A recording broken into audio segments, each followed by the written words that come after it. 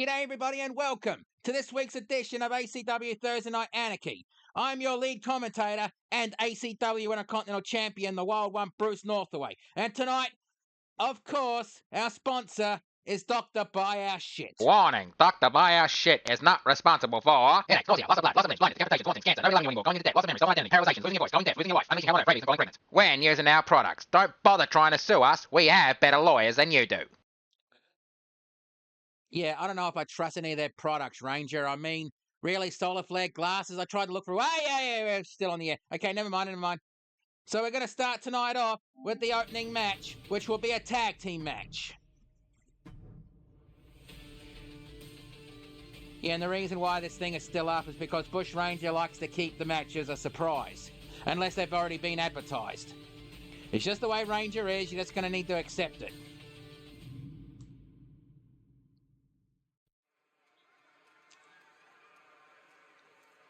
The following contest is a tag team match scheduled for one fall. And before I get started, it's Fight Night! Gimme!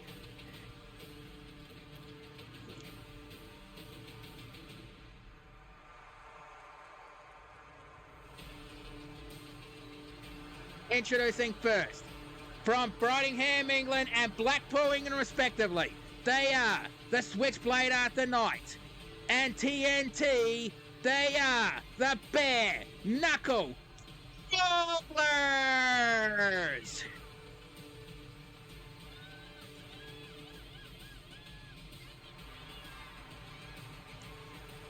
Of course, the Bare Knuckle Brawlers, I've seen them backstage all day. They've just been searching the entire ACW locker room. Every room they have been searching because they assume that somehow the Gallagher brothers broke into the arena again. I mean, we've had to hire extra security to make sure they wouldn't get in again. I have no idea how the hell they've been getting into the arena, honestly. Jim, you and I are going to have words after this about how they keep breaking into the arena. All right, now introducing their opponents. They are from the Hairpin Turns and the Quarter Mile respectively. They are Drift and Nitro High Octane!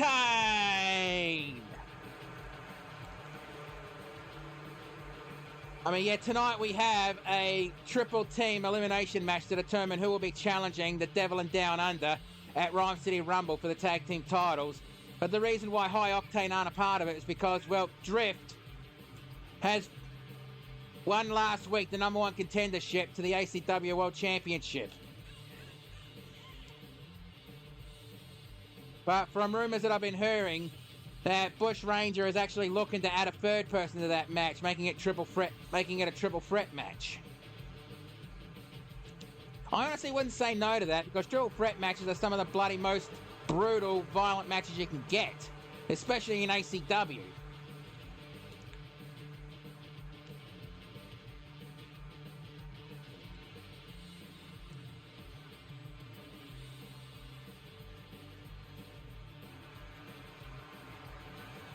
And Drift is a former Intercontinental Champion, has yet to win a tag team title. All right, so it looks like TNT is starting for his team, and Drift is starting for his. All right, ref, ring that bell. Let's do this. And attempting a super kick but missed. Rolled through that time. Kick to the midsection. And TNT going for a power bomb and holding on for the pinfall. One, kick out on one. And a kick to the side of the head. And Drift, springboard moonsault. Stomp on the knee. He picks TNT up and he ducks. And Irish whip to the ropes. And he tags in the Switchblade Arthur Knight. And double back body drop. And Arthur going for he's trying to twist the head off Drift. Slams him down to the mat. And Arthur Knight with a Dominator into a DDT. That is a Beautiful done move. Now going for... Oh, that's the Cobra clutch. That's the camel clutch, but he just decided to swing wild punches just for the sheer sake of it. Gone to the middle rope and elbow drop from the middle rope. And going for the pinfall. One, and Nitro breaks it up. And Arthur Knight picks up Drift. And looks like he's going to try to drag him to the turnbuckles. Face first into the top turnbuckle. And going for a running start. And raises his legs out of the corner. Jim, Mark, JC, Shad, or anyone else. If you want to jump the rails, feel free. There's always open seats. Not for you, hyena. Fuck off. Punch to the jaw. And spins him around. Elbow strike to the lower back. And snake eyes. 1, 2.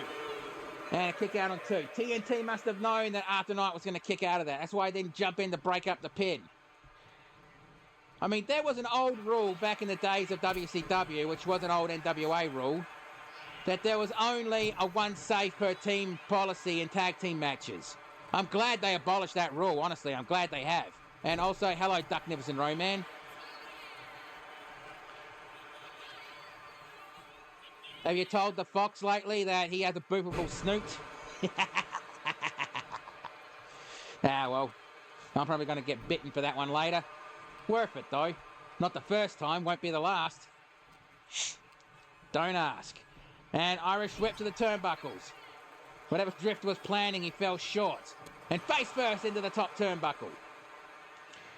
And Drift tags in Nitro. And Nitro of a running start, flying forearm. And hot tag. And Nitro done a springboard crossbody but hit nothing. And a stomp to the lower back. Look, if you ever backstage one day in an ACW show and TNT comes up to you and offers you a handshake, decline politely. TNT loves to grab your fingers and bend them backwards. Trust me on that one. I fell for it twice. And a couple of stomps to the kidney, and yeah, I thought I got rid of this move out of every wrestler's arsenal. I legit hate this move because it takes too long. I am going to guarantee that no wrestler in ACW... Yeah, twice. I'm going to guarantee that no wrestler in ACW will have that move in 2K26. And TNT back in the ring. And he does a cocky rest in the bottom corner. And Nitro back in the ring and chop block attempt, but he didn't catch all of it. Kick to the ribs. And twisting German suplex. And now Arthur Knight wants back in, but Nitro goes for a modified calf crusher. No, that's not a calf crusher, that's a modified STF. And TNT fights out of it. And if you want to know why he's called TNT, well, that's just the initials of his full name. I mean, he liked it, and he liked the nickname growing up, so he just kept it. 1, and no, I won't mention what his full name is, because he'd probably break a couple of my fingers. And I have a match against the Shadow. I need all my limbs intact. I mean, not the Shadow. I have a fucking match against the Shepherd at Combat at Rhyme City Rumble. I need to keep all my limbs intact. Considering the mind games that bastard does. And Nitro tags in Drift. And they're going for a double team maneuver. And double back body drop. And springboard moonsault as TNT was trying to drag himself to his corner. And going for the pinfall. 1. And a kick out on 1. Well, Drift does not look happy about that one. I don't think Drift can afford a loss here because he is the #1 contender to the ACW World Championship. Currently held by the Surfing Super Freak Tonga Tua.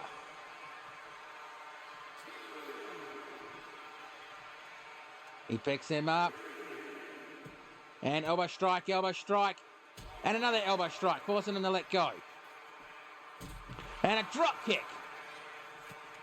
Uppercut. And TNT looks like he was trying to rip the nose off Drift. And a stop to the back of the head.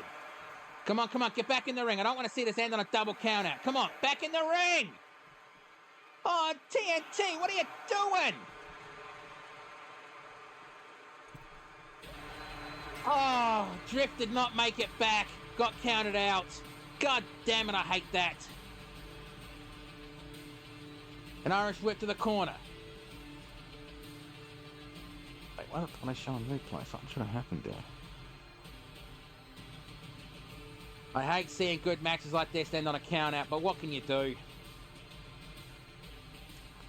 When looking at the replay, these guys had a good match, but I'd knock off the star because of the fucking count out.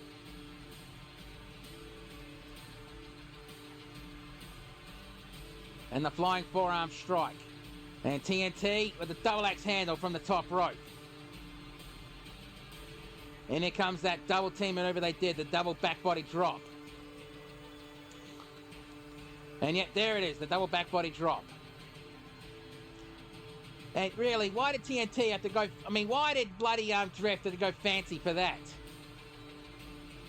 And right there. I think that just took Drift out of it. And it ends on a double count out. And here are your winners.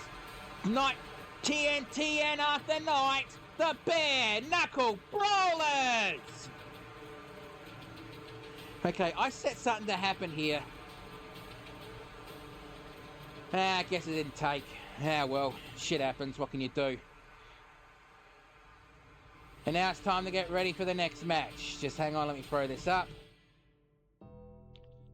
Yeah, honestly, something should have happened there, but it didn't. Well, what can you do?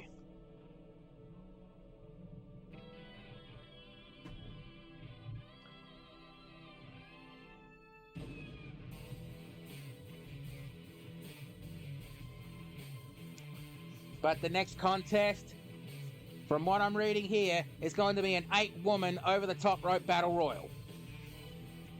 It's been a while since ACW did one of these.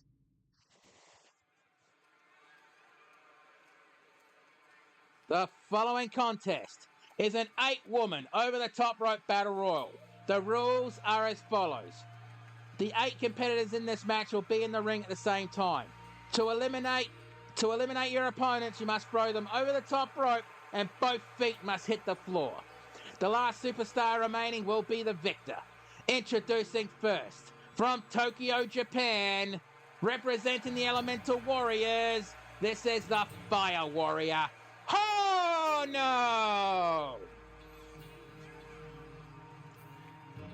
And the Fire Warrior Hono, the older sister of ACW's own Kaze the Wind Warrior.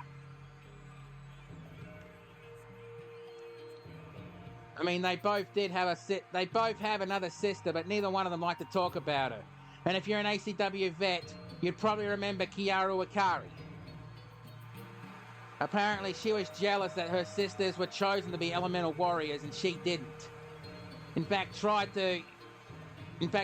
to kill Kaze. But Kaze basically got revenge by ruining her career so she couldn't fight ever again. I mean, that's drama right there. You got to bloody give it to them, that one. The kind of drama I hopefully will never be a part of. And the fact that I'm an only child kind of makes sure that doesn't happen. I don't have siblings.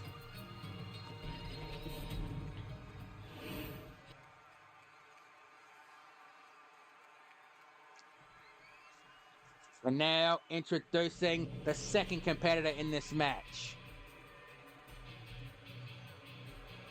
From the realm of darkness, representing the army of fear, this is the Nightmare, Ishira Draven.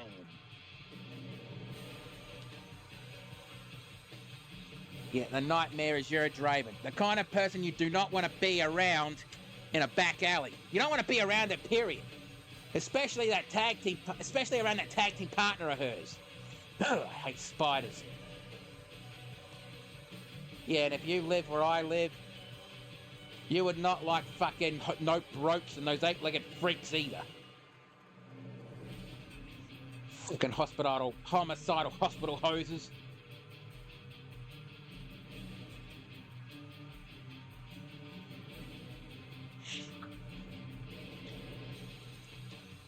But either way, there's not really much you can say about Azura Draven. But I do got to say this, the Bush Ranger, I am happy you bought this new microphone. I am pretty sure I'm coming in a bit more clearer in streams. But if the in-game volume's a bit louder than my voice, just let me know and I'll adjust as I go. Because OBS just did an update and I have no idea if that's affected my settings. So just let me know if it has.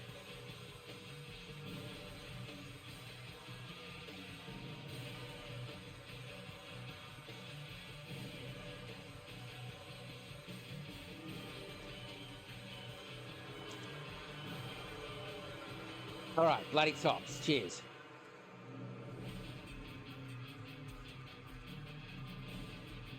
Oh yeah, I did hit the record button. Just making sure, because sometimes I forget.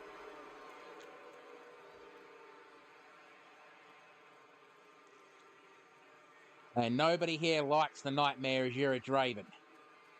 Honestly, do you blame them? The bloody woman is creepy.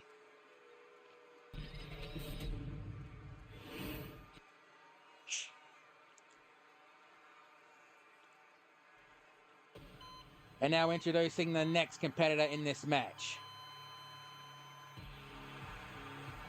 Representing the XPWL and the subjects. From Equestria, she is the self-professed demi-goddess of the freaks. This is Paint Set Shimmer Cake.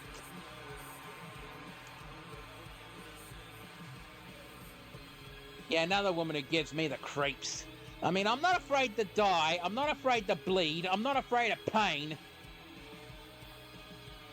You know, sometimes the occult does creep me out. I mean, the only member of the old Brotherhood of Brass Knuckles that was in touch with the occult was Senshi. And the kind of stories that he told me used to send my skin crawling.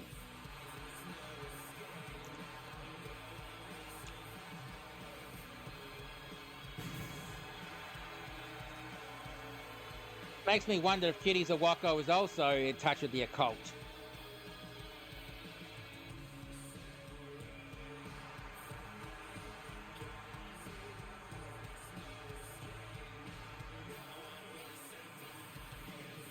Oi, production!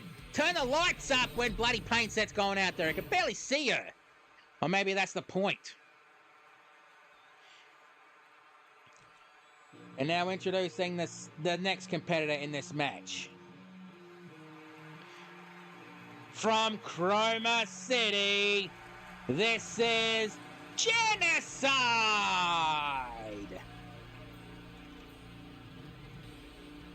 Yeah, she wrestles men over at XPWL, and she even lifted Stomachache, who has to be well into the 600-pound range.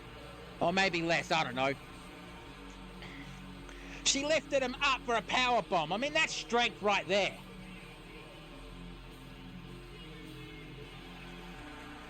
I mean, honestly, I'm surprised that GCA has not come knocking on this woman's door trying to offer her a contract.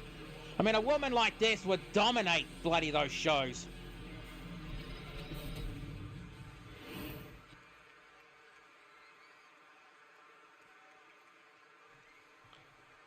And introducing the next competitor, the fifth competitor in this match. From the pearly gates to heaven, this is Archangel!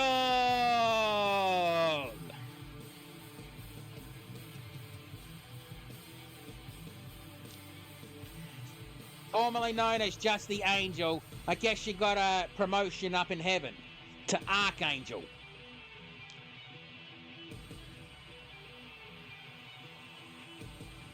Almost a heavenly presence every time she comes into the arena. So I'm pretty sure there's one Archangel. Yeah, don't worry about that, Duck. I mean, it happens. So speaking of Duck, you, me and the Fox are eventually going to have to do another ladies' night, even if it's just a one-night pay-per-view event. We're going to have to do another ladies' night. I mean, I miss doing those with yous.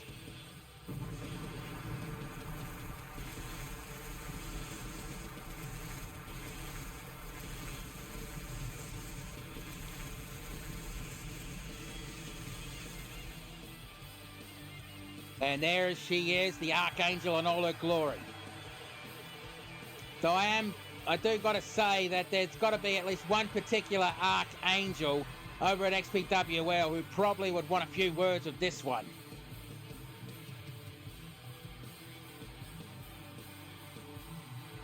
Okay, that's weird.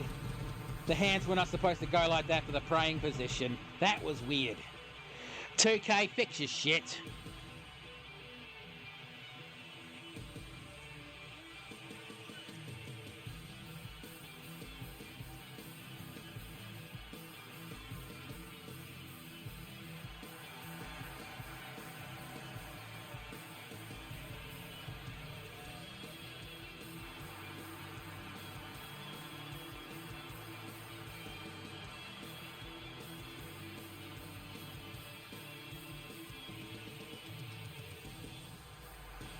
I mean, Archangel is definitely ready for the fight.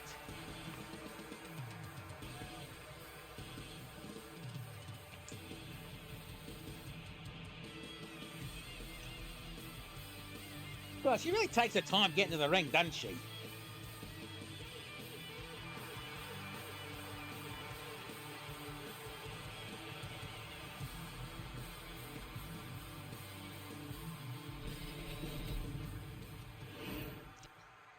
Now introducing the sixth competitor in this match.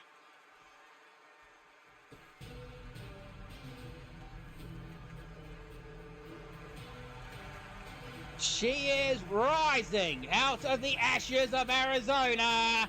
This is the keeper of the Sapphire Flame, Phoenix Blue Blaze.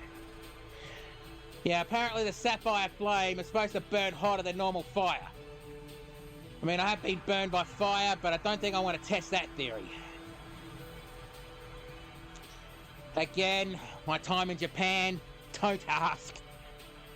I mean, I've gone through a lot of matches and a lot of match types, even through a lot of panes of glass, but what can you do? Those kind of deathmatch days for me are over, but I still find comfort in Extreme Rules matches. Figure that one out.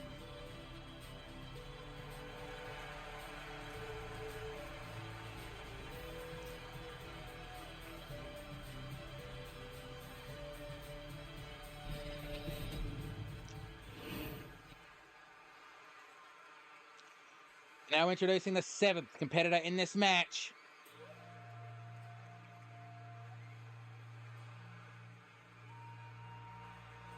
From Yamagata, Japan, this is the fire-breathing Dragon Lady. The Dragon Lady, considered to be the heart and soul of ACW. But I would consider her the savior of ACW because it was Dragon Lady here that basically was the first stop to get rid of Scalan and the Black Hand from ACW once and for all.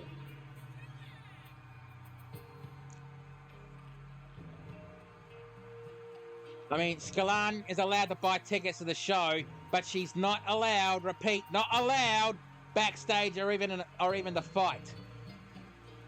Here in ACW, I mean, considering Bush Ranger had to hire a specialized security team that specializes in anti-magic and anti-magic tech, that's saying something right there. Toasty! And Justin Reside, thank you for the raid. I hope your stream went well, mate. And welcome to the Anarchy Zone. And now introducing the final competitor in this match. From parts unknown, but she'd tell ya, but she'd have to kill ya.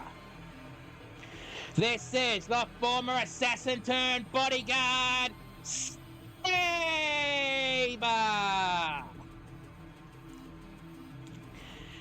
Yeah, one of Bush Ranger's friends, quote unquote. What do you mean, quote unquote? She is a friend of mine.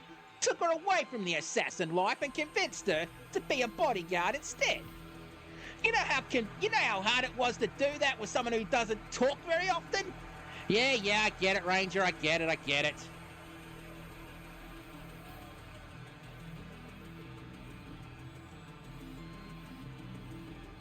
But Saber, she can talk, she just chooses not to. Unlike Oni, who can't talk, due to accepting a dark magic, Saber just chooses not to. And those shades she's wearing, she never takes them off. Nobody knows what colour her eyes are. So I have no idea what material they're made of. I'd ask Ranger, but Ranger always responds as, you know how I respond. Tell you, but I'd have to kill you. I was about to say that, Ranger, you dopey but watch it, Bruce. Remember who signed your checks. All right. And double arm takedown and springboard drop kick. Again, I could not tell you how women fight in heels and not snap their ankles. Bloody hell. Duck that and flying forearm attempt. And headlock. Irish whip to the corner. Remember, this is over the top rope. Both feet hit the floor rules. And a hard clothesline from Pain Set to Phoenix Blue Blaze. Short arm clothesline. I mean, the kind of action you see in this match goes all over the place. Again, bloody hell. Chop block. And, well, lands on her feet. I mean, I forgot to mention this during her entrance, but Phoenix Blue Blaze considers herself a superhero. And we all know someone else on the ACW roster who hates superheroes, and that's Ruthless Aggression member Ruth McKay. And just a little reminder that Ruthless Aggression have a shot at the ACW Women's Tag Team titles at ACW Rhyme City Rumble. So it's going to be the Sin City Sidearms versus the Ruthless Aggression. That's going to be a hell of a match to watch. And it is a match I've been wanting to see for a long time.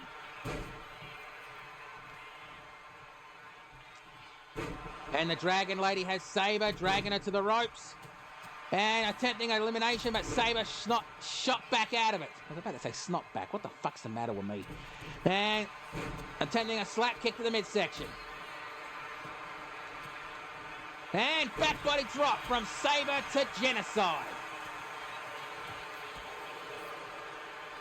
I asked the Dragon Lady why she switched from her red gear to green gear, and she said to me, well, most Eastern Dragons are green, so I figured I'd just embrace that.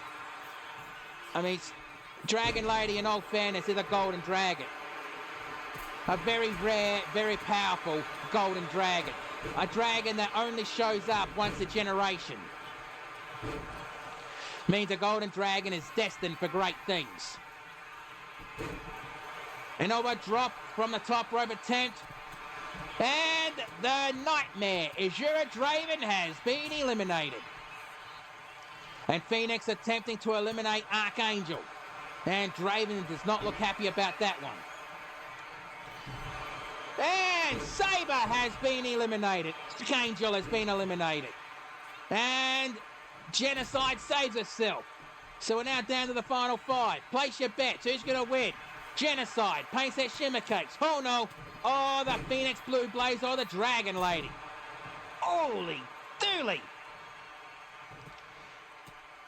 And a couple of elbow shots forcing Hono to let go. And Phoenix attempting nothing. She just hit thin air. Release, German suplex from Hono to the Dragon Lady. Standing power slam. Kick to the chest, duck that one. And club to the back, and... Whoa, struggling through, and reverse, DDT. And, no, lands on her feet, and neck breaker. Spins around and 054.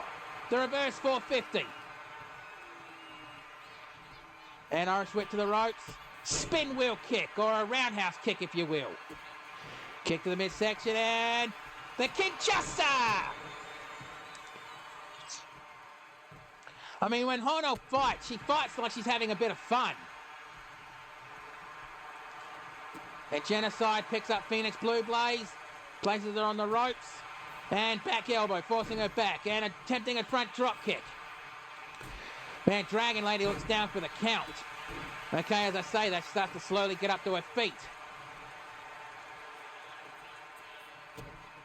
And, whoa, what's she doing it? Ooh, bloody hell.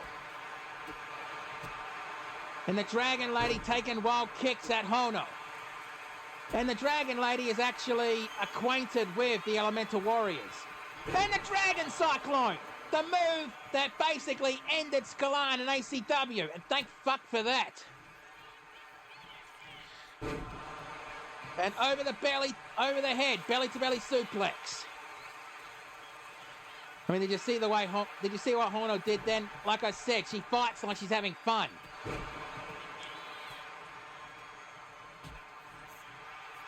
And knee stomp. And Genocide is the Dragon Lady on the top, over the top rope. And paints it almost eliminated the Fire Warrior Hono. Oh, the Dragon Lady could still be eliminated. And the Dragon Lady has been eliminated. Paints that Shimmer Cakes has been eliminated. Okay, we're down to the final three. Place your bets again. Is it going to be the Fire Warrior Hono? Is it going to be the Keeper of the Sapphire Flame Phoenix Blue Blaze? Or is it going to be the Nomad from Chroma City, Genocide?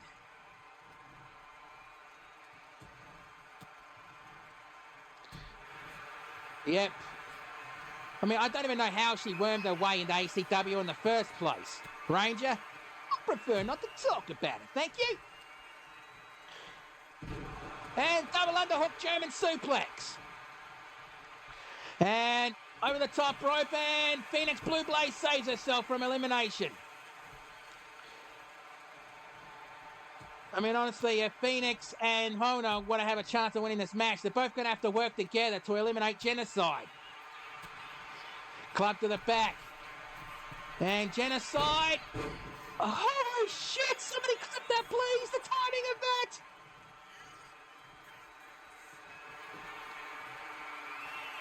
And Phoenix Blue Blaze has been eliminated.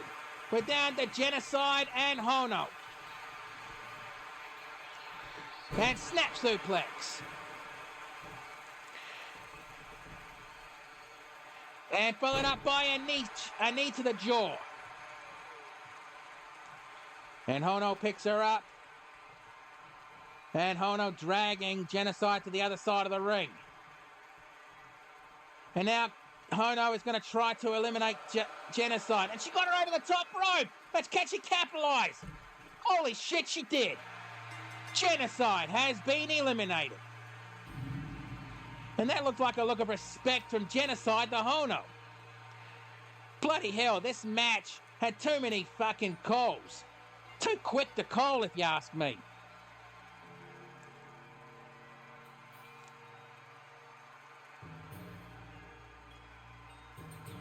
I mean, all the constant back and forth battles. That's why you love battle royals. And there was the quote to Draven. Nevermore. And the hip attack.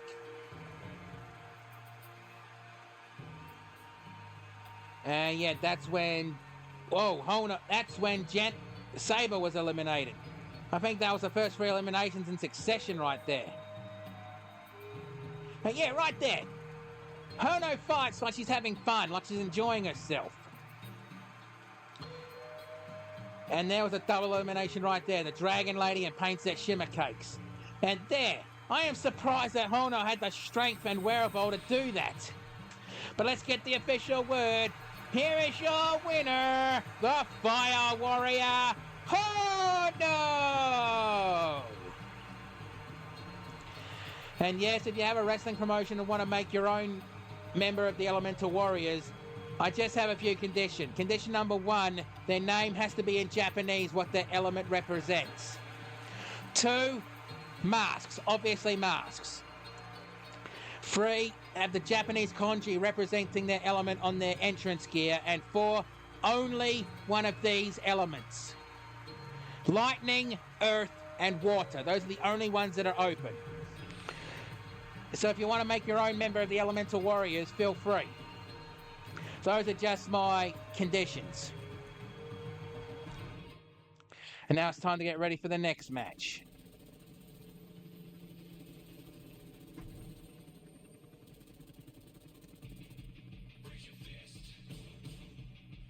Gotta bloody love the Motor City Machine Guns theme, don't you?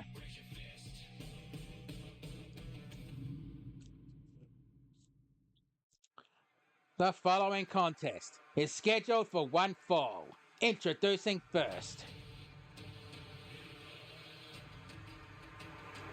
To be accompanied to the ring by Alpha Manu, representing the Tongan tidal wave and from Honolulu, Hawaii, he is the surfing super freak and your ACW World Heavyweight Champion, Tonga Tua!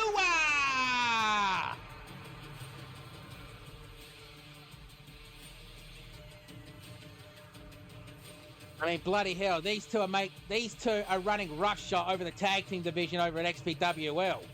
But the only reason these two have not been in many tag team matches in ACW is because, well, look around the waist of Tonga Tua. They can't exactly go for the tag team titles while Tonga is the ACW World Champion.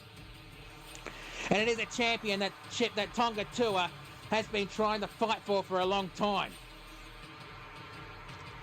And he finally captured it this year, and he's been a proud defending champion.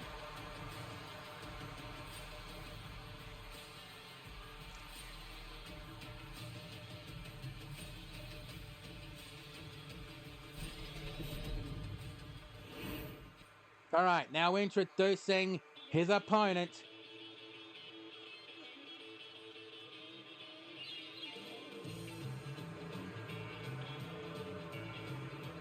From the other side of the tracks, he is Mr. Crack You in the Skull, Lucky Lance Walker! Yeah, the 1960s Cole, they want their greaser gear back. I mean, bloody hell, I swear the amount of grease that this guy puts in his hair, he could fucking power a tractor for an hour.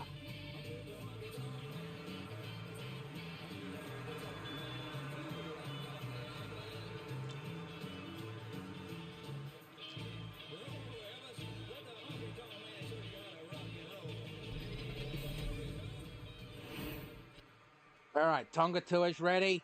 Lucky Lance Walker's ready. Right, ref, ring that bell. Let's do this. And ducking out of that one and punch to the chest. Almost close to the throat. I mean, if Lance Walker somehow picks up the victory here, I mean, Bush Ranger has been thinking about making the main event of Rhyme City Rumble a triple threat match. Maybe if Lance Walker can somehow squeak the victory, he could be entered into that third slot. I mean, the second slot is taken up by Drift, who won a #1 contendership last week. Now stomp, missed, and elbow strike. Ducked and punch to the side of the head.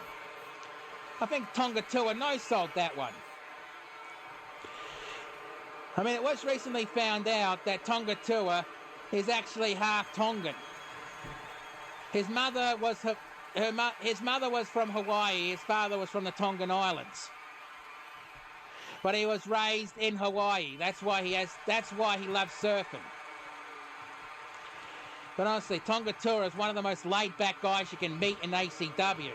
Surprising why he actually is friends with Alpha Manu, who's basically one of the fucking, well, wild cards. And holding on to the hammerlock. And Tonga trying to fight through it. And spins him around and snapmare takedown. Also, if you want Also, I'm going to make this announcement right here, right now. If you want to provide a match for ACW Rhyme City Rumble, a guest match, and if you have a last gen console, just look for the tags ACW and XPWL. If you have a current gen console, the tags are ACW, COSD 17, and True Blue. If you want to provide a match for ACW Rhyme City Rumble, those are what you have to look for.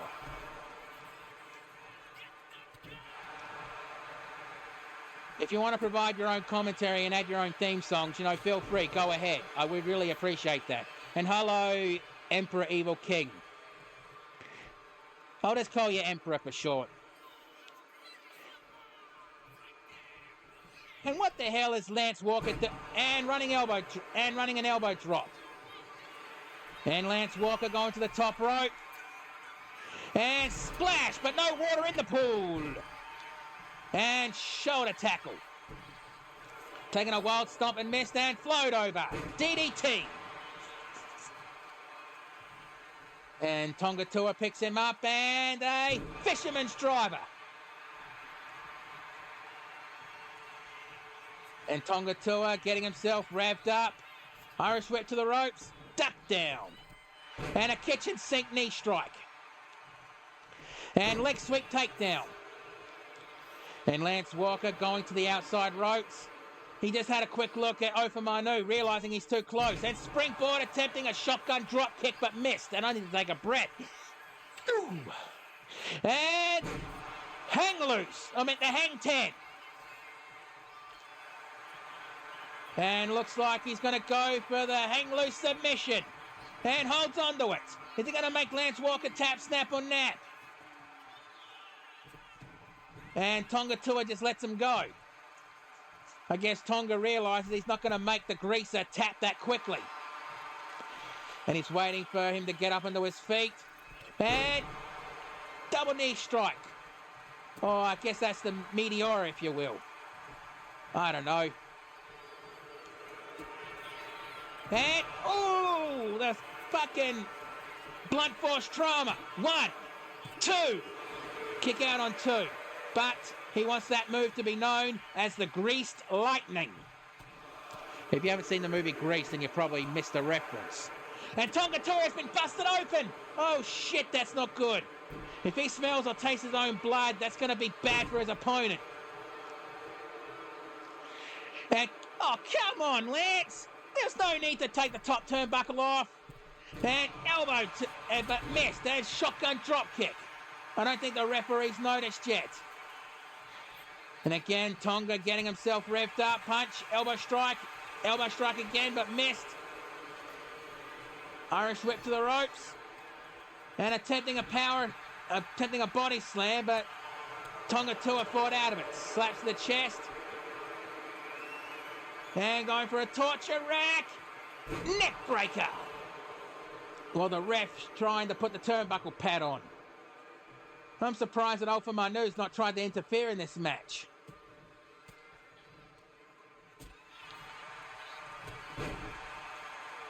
And clothesline. And Tonga Tua getting himself ready. And roundhouse kick. And I guess he's trying to go for the hang loose submission. And holds on to it, but he's too close to the ropes.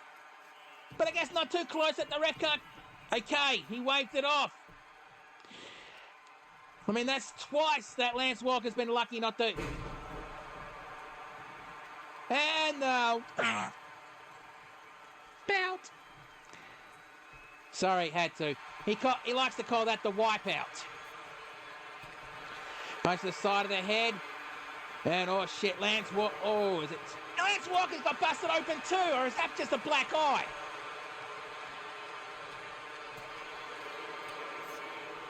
And they're just going tit for tat right now, the slaps.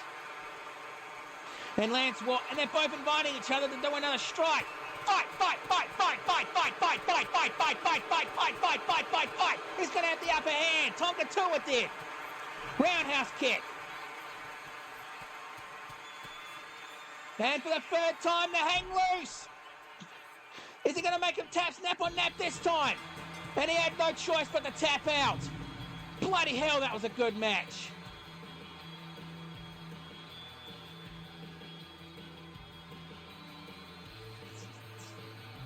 honestly, bloody hell, that was a good match. If the scorekeeper does not give this at least 4 stars, him and I are going to have words. And when I say words, I mean me and my brass knuckles. And there goes the Hang 10. I mean, bloody hell, that was a good fight.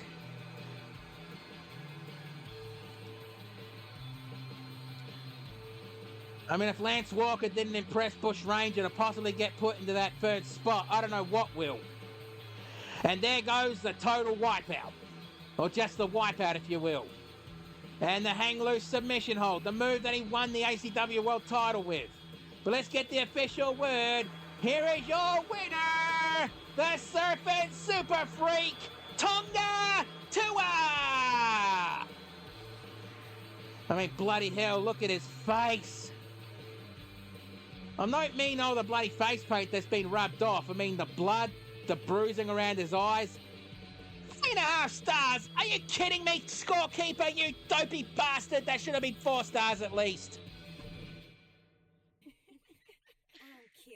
Well, now it's time to get ready for the next contest.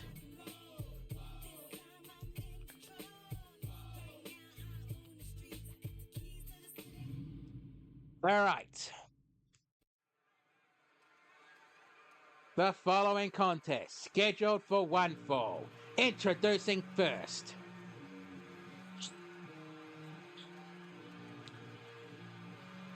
She is from the Nether Void. She has the monikers of the final boss of YWL and the Nether Void Assassin. This is Helveia!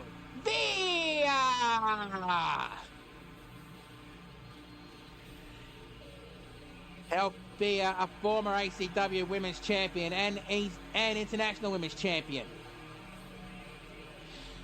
But at this point in time, she doesn't have a match for Rhyme City Rumble. But she has a match at XPWL's Thanksgiving of Pain. Tune into Rackadoll's streams for that one.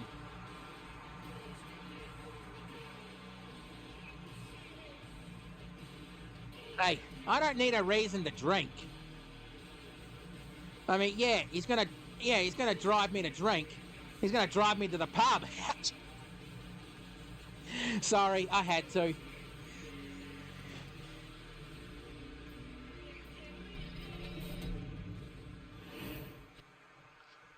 All right, and her opponent.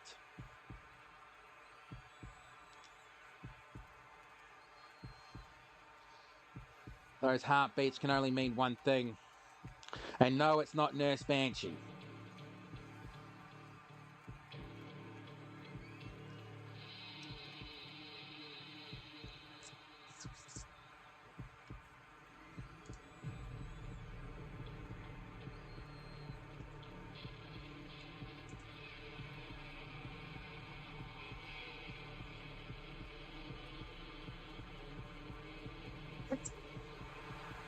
And her opponent, from the shattered realm of Nemesis, this is Athena Bloodthorn!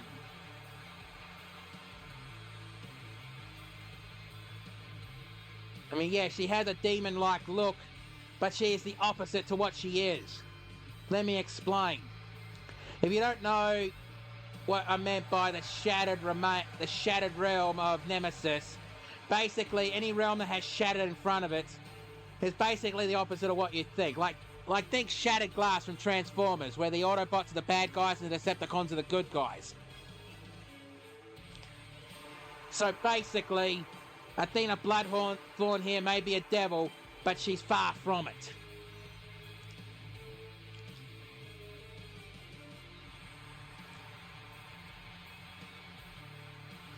If that makes sense.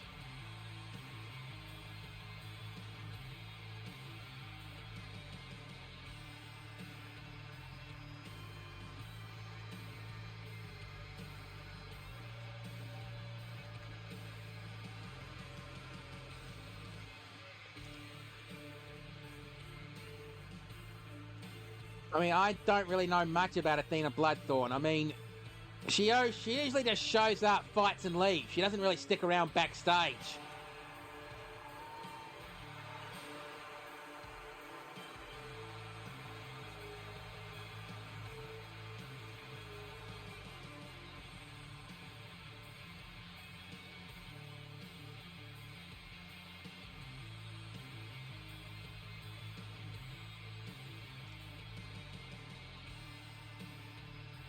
Yeah, those might look like ram horns, but she definitely does not put the ram in the Ram-a-Lam Ding Dong. Sorry. I promise you, I will use that joke many times. I'm kidding. Or am I?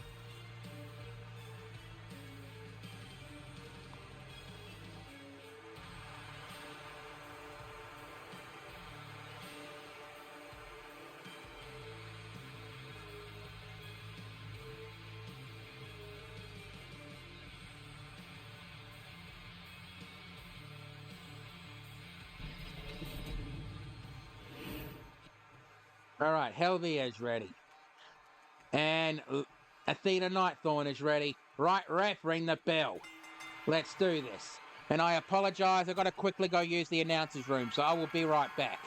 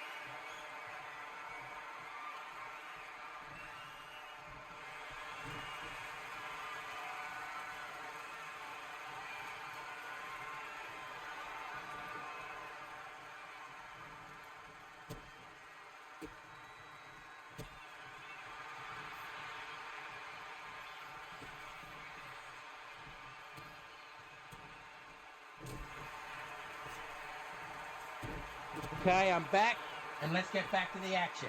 I have no idea what I missed, but does it really matter at this tick? And Athena on the outside, and springboard crossbody. And going for the pinfall. 1, 2, kick out on 1. Okay, I thought that was 2, but it was a kick out on 1.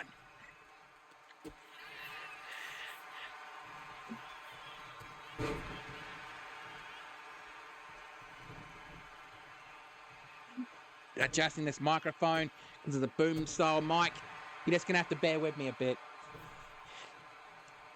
Not used to mics like this. And Athena on the top rope. And crossbody from the top rope. But she missed the water in the pool. Irish whip to the ropes. Back elbow strike. And Helvia looks like she's trying to measure up Athena. And on the shoulders. And guillotines on the middle, on the top rope, sorry. And I have no idea what Helvia is planning here. And, springboard clothesline. Oh, using the ropes as momentum. Punch to the side of the head. And, well, German suplex. And short arm clothesline. Turning Athena inside out. And Helvia measuring up Athena. What's she going to go for here? And no, back elbow and drop. Oh, drop kick. Sorry, I almost bloody bent my knee in the wrong direction. Real life, not character-wise. And eat defeat. Eat defeat. I said eat defeat. Sorry, had to. 1, 2, kick out on 2. And Athena's not looking happy about that one. And Helvia drags up to her feet and slap to the chest, elbow strike, slap to the chest, that elbow strike. And Helvia just absorbed that one slap.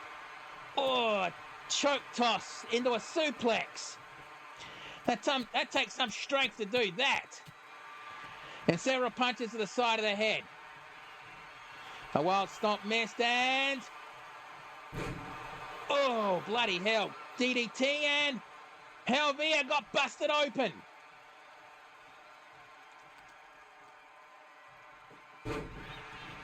And Helvia kicked Athena off and measuring her up. What's she planning to do here? Well, Helvia's going to the top rope. And double axe handle from the top rope. Spins her around and face first into the mat, into the middle of the ring. Try to go for a knee drop, but missed that one. An Irish whip to the ropes. Trying to go for a super kick, but missed. Kick to the midsection. And power bomb. And Helvia picks her up and, oh, a choke toss suplex.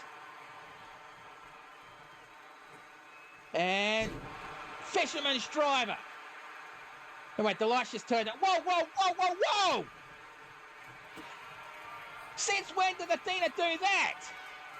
And package power driver into a power bomb. 1, 2, kick out on 2. Man, bloody hell, I swear these two are trying to kill each other.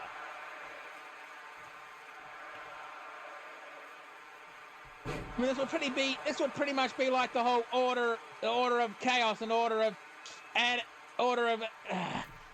realm of chaos and realm of order crap. But I don't think Nether Void has any problems with Nemesis, especially the shattered realm of Nemesis. Irish whip. And tilt-a-whirl side slam. Going for the pinfall. 1, 2. Kick out on 2. Bloody hell, I swear these two are trying to annihilate each other. And I don't think there's any bad blood between these two. And face first into the top turnbuckle. And going onto the middle rope. And what the hell is Helvia doing? Oh, shit. Choke slam from the middle rope. If that doesn't put her out, I don't know what will. And going for a headlock takedown. Is she going to make Athena tap, snap, or nap? The ref waved it off. Athena got out of it pretty quick. And standing, back body drop. And Athena getting ready to do... well, Irish whip to the ropes. Well, she tried to do a leg sweep, but didn't catch the timing right. Punch to the side of the head. And Helvia's going to go for that headlock one more time. And Athena had no choice but to tap out. Bloody hell, that was a good match. That was a good match. What else can you say except that was a good fucking match? Honestly, I hope these two shake hands in the ring or backstage because that was a good fight. The kind of iron sharpens iron kind of situation.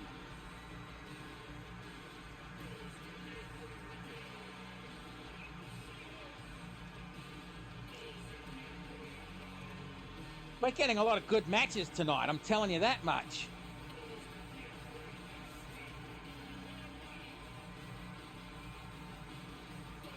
Honestly, I'm kind of surprised that Helvia was able to kick out of that.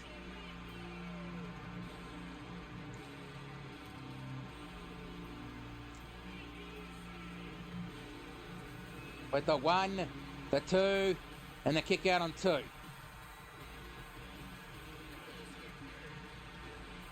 And the punch to the side of the head. I think this spelt the beginning of the end for Athena Bloodthorn.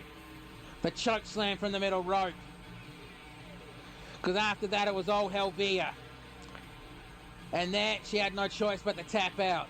So let's get the official word Here is your winner, Hell Yeah! Again, that was a good match. Wait. Ranger, slow down. Wait, are you saying there's something going on in the parking lot? Well, get the cameras back there. Get the cameras back there now.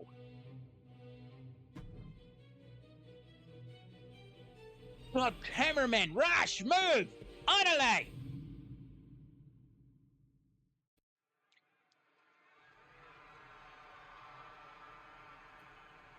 And we find, holy shit, is that the Critch Infernal? He's just tried to attack the Scarecrow. I thought Eric Infernal was done.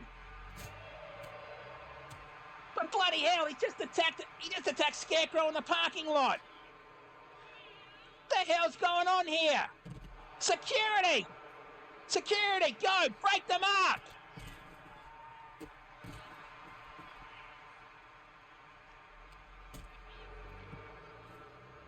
Bloody hell! Security! Get down there and stop this! What do you mean security's on the other side of the arena? Wait, they thought they saw one of the Galaglass brothers? No bloody wonder they're not rushing gear to stop this brawl. Side Russian leg sweep.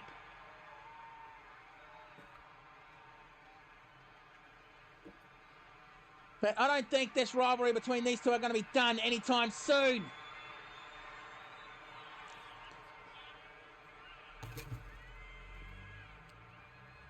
Whoa, no.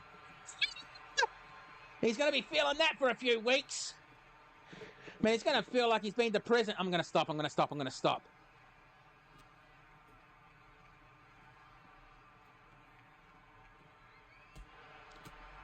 Well, it's just that the fact that the Creature Eric Infernal basically betrayed the Scarecrow while they were both a part of the Unforgiven, basically a subgroup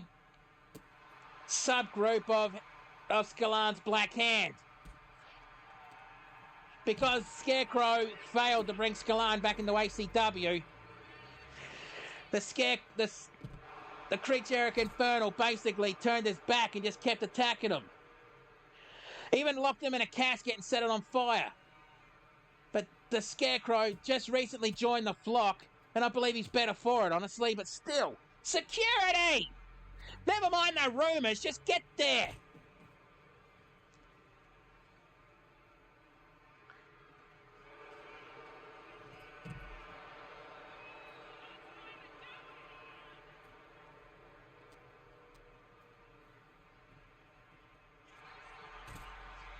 No, from what Bushranger told me, the security team thought they saw one of the Galaglass brothers backstage.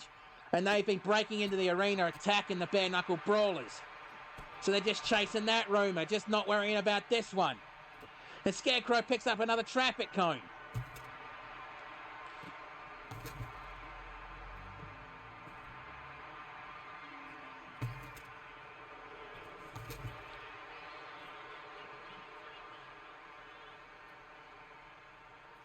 I mean, come on, security. Stop this. Wait, is that a pane of glass right there? Oh, shit. And an elbow to the back and a neck breaker.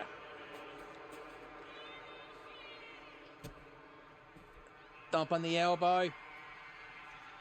Come on, security. Stop this.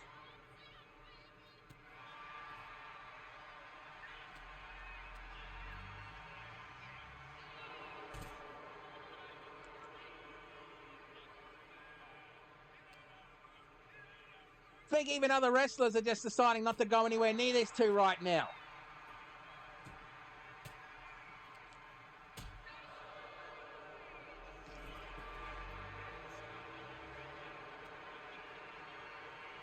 Okay, I think security's going to be starting to go in their way to these two right now to break them up.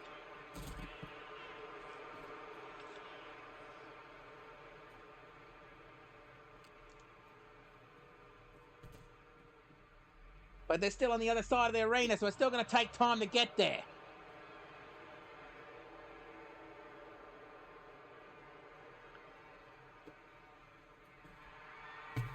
And now the creature Eric Infernal picks up that traffic cone. I can't tell you how many times I've gotten drunk and woken up with one of those next to my bed, and I can't explain why. Elbow strike. Come on, security, move it.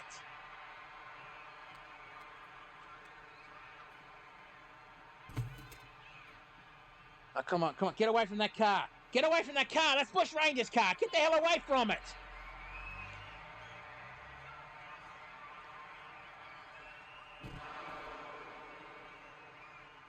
And the burning hammer, but he's still not done.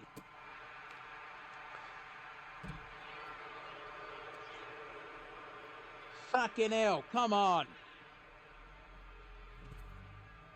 Okay, they got away from the car. You don't want to damage that car. That's Bush Ranger's car. Blocked that one and...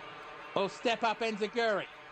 Or some kind of Enziguri or something like that. This is ridiculous. Security, move it!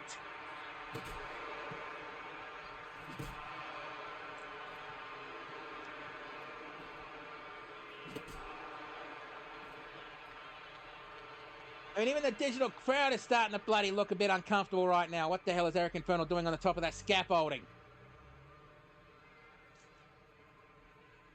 Oh, no. He wouldn't. Okay, he didn't. Because there was a pane of glass right there. And the blue mist!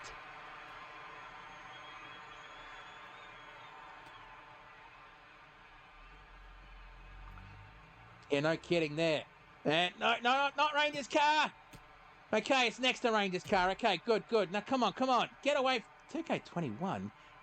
Oh, I get it, because there was no 2K21. That's a reference to that. Okay, I get it. Clever, 2K.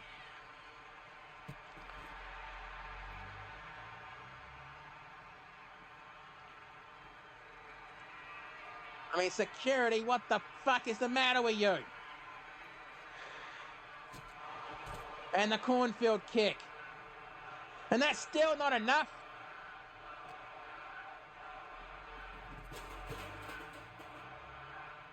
Oh, Irish whipped into those tables that was holding that pane of glass that was going to replace, that is there getting ready to replace one of the broken windows in the office area. And the neutralizer. And that's still not enough. What the hell are these two made of? And Eric Infernal just dragging Scarecrow away from the scaffold. And double underhook suplex. I mean, come on, both of these guys, their chest and back look like they're made of hamburger mince.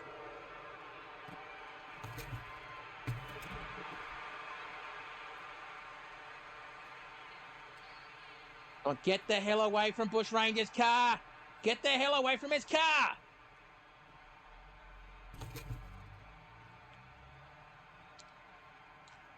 I think Bush Ranger would be watching this having kittens right now.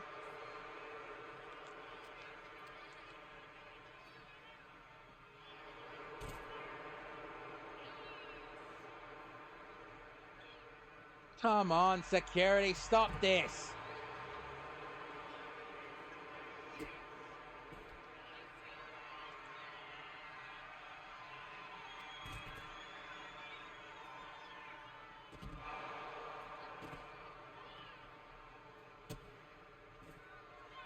Oh, come on, security. Stop this. Come on, stop this.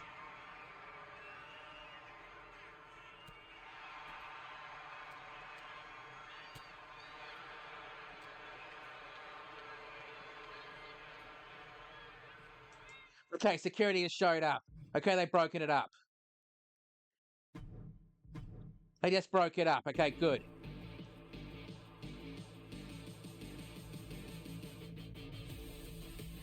I mean, that was flat out ridiculous.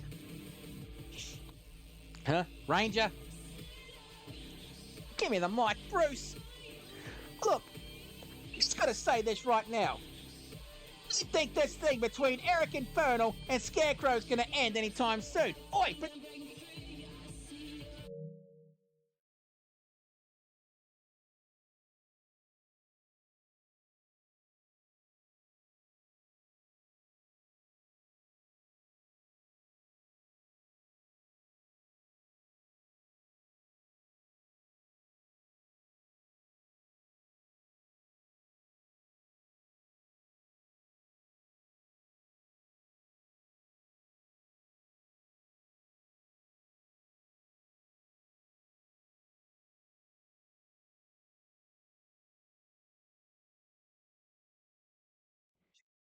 You know what? I'm just going to calm down a little. Okay, the microphone's starting to work now. Okay, I know this thing between Scarecrow and Eric Infernal is not going to stop anytime soon. So I'm going to have no choice. At ACW Rhyme City Rumble, I am putting those two in a match, one-on-one, one final time. Basically, what I had to do with Lone Wolf and Bad Attitude Nick Williams a few years ago. I am putting those two in a career-ending match. And I am going to put them in a match that I am going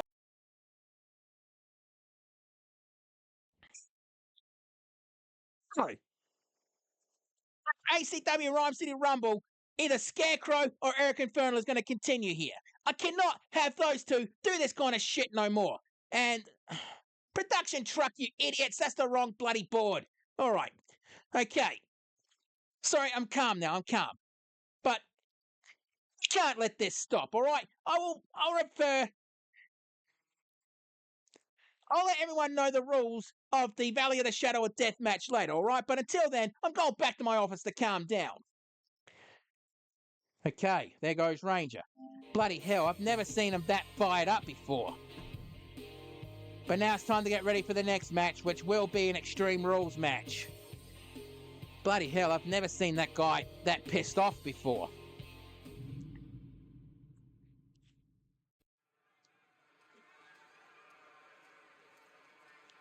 The following contest is an Extreme Rules match scheduled for one fall. Introducing first, representing the Punk Rage Sisters, the GCA/NWW/So Real Wrestling, she is the rocker, Melissa Ewing.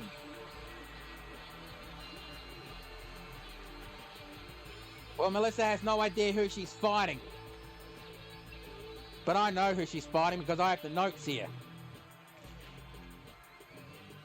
Oh, seizure, seizure, seizure, seizure, seizure, seizure, seizure, seizure. Bloody hell, those strobe lights are going to cause a seizure.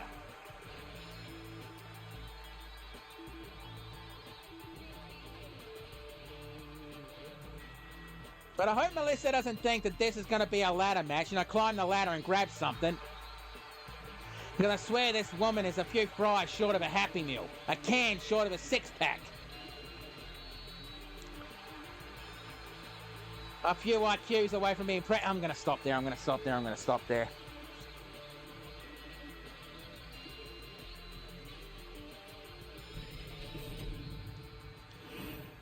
And now introducing her opponent.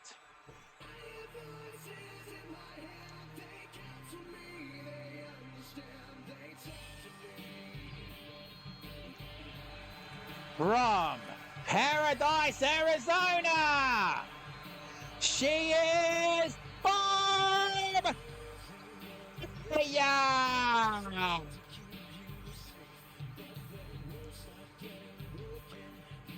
Yeah, this woman from that bloody wreck of a town known as Paradise, Arizona. If you know, you know. I mean, come on, Ranger, why is she allowed to drink on the job and I'm not?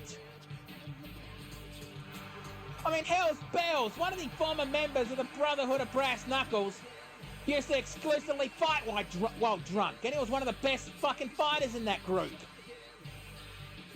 And no, it wasn't me.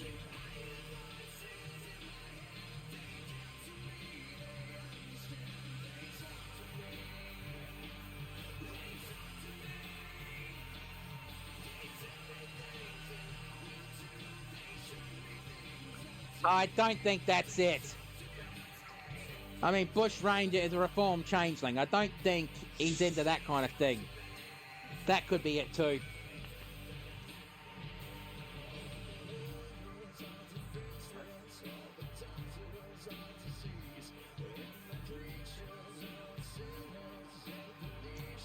I mean, if you've never seen this wild woman fight, you're kind of in for a treat because, like I said, she's a wild woman.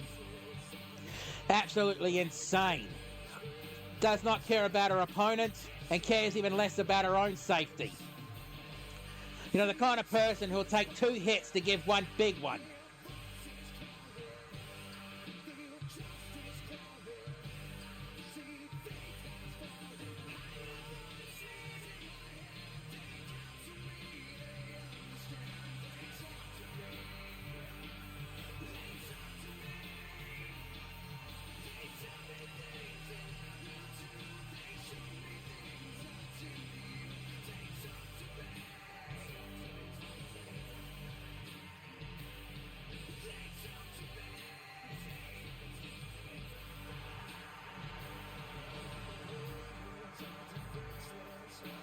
Okay, I just got given the notes. Okay, Bush Ranger just sent me this. He said it's official. Eric Infernal and Scarecrow are going to be fighting at ACW Rhyme City Rumble in a career-ending match. In other words, the loser leaves ACW once and for all. And the rules of the match that they're going to have is known as a Valley of the Shadow of Death. Basically, the ring mat is going to be taken away. Okay, the ring ropes are going to be taken down. Bloody hell, he's being serious. No count out, no disqualification. And he has hired a team, a specialized security team that is trained and equipped to handle magical enemies. So basically, they're going to surround the ring and using their equipment are going to suppress the magic powers of Eric Infernal and the Scarecrow and make them fight for it. And as well to make sure that no members of the Flock or the Black Hands interfere in the match. That actually sounds like a bloody interesting match. And that's going to be the last time those two ever fight in ACW. Okay, bloody hell. Bush Ranger's being serious here. He normally hates having career-ending matches, but a fucking rivalry is this bad, it has to happen. I understand that. And attempting a springboard clothesline, didn't catch all of it, but caught some of it from the looks of it. And a kick between the shoulder blades. Oh wait, there's more. The match is also going to be 2 out of 3 falls. Pinfalls only. Okay. I'm digging it. And going for the pinfall. 1, 2, kick out on 2. Trying to go for a wild kick but to the back of the head, but didn't catch any of that one. And face first into the top turnbuckle. Back elbow strike. And I also need to announce that this match is sponsored by Melissa's Hot Dog Cart. With 3 levels of spice. Medium, hot, and... milk! Melissa's Hot Dog Cart. It burns your mouth and it burns your rings. I am not going to fucking understand what that means. Okay, DDT.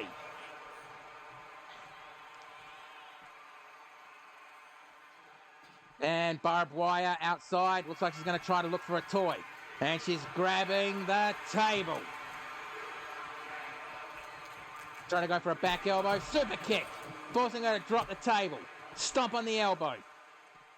I know this is Extreme Rules, ladies, but get to the ring. Pinfalls and submissions only count in there.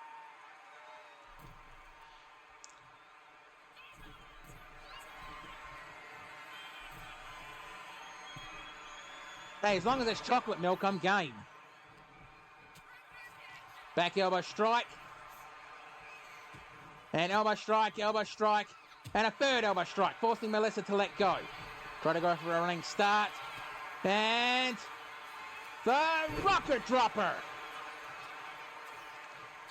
And barbed wire not capitalizing. Instead, she decides to go grab the sledgehammer. Trying to take a wild swing of the sledgehammer, but missed, and kind of a fancy way just to go for a simple sunset flip.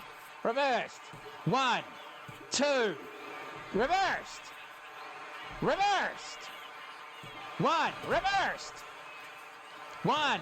Not even a 1 count. Come on. 1. Reverse. Sit in. And springboard kick to the chest. Or was that to the chin? And kicked her off. And she tried to go for a body slam, but Melissa fought out of it with a tilt-a-whirl hurricanrana. And Melissa grabs the sledgehammer. And stop, and 1 to the midsection. I mean, like it says on the back of Barbed Wire's shirt, she is born to be wired. Born to be wired. Had to. I'm not apologizing. Back elbow. And a punch to the midsection, and the rocker dropper. And going for the pinfall. 1, 2. Kick out on 2. And looks like she's trying to measure up Melissa. What's she going to go for here? Oh, she's decided she's going to jump out of the ring and grab a new toy. And what's she grabbing? She just grabbed the ladder. And just set it up. Oh, bloody hell. How many rungs of that ladder did Melissa hit on the way down? And a punch to the midsection. And barbed wire, double axe handle, but missed. Club to the back. Elbow strike, and another elbow strike, forcing her to let go. Big boot to the side of the head.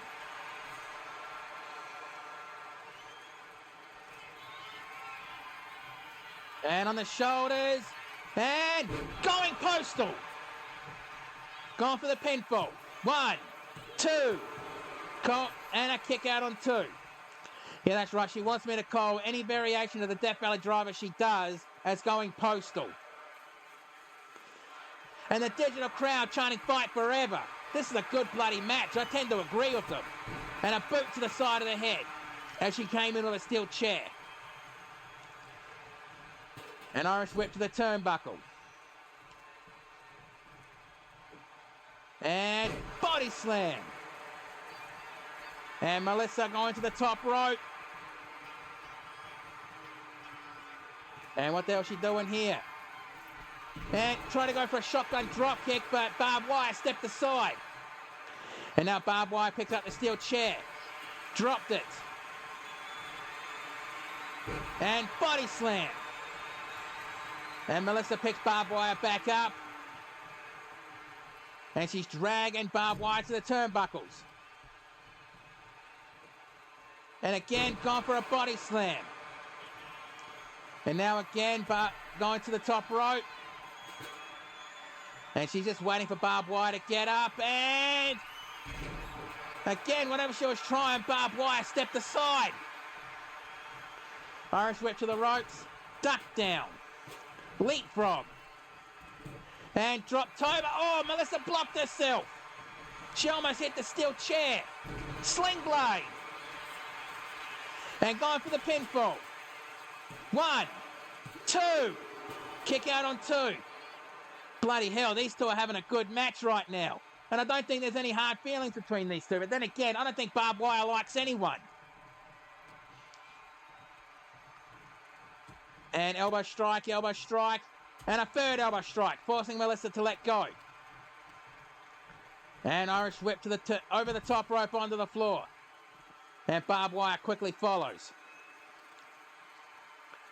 And a stomp to the thigh. And barbed wire's just stalking Melissa and just decides she wants to go for a toy. What's she going to try to grab here? And she grabs the trash can. I guess she wasn't happy with that trash can and just flung it to the side. And Irish whip.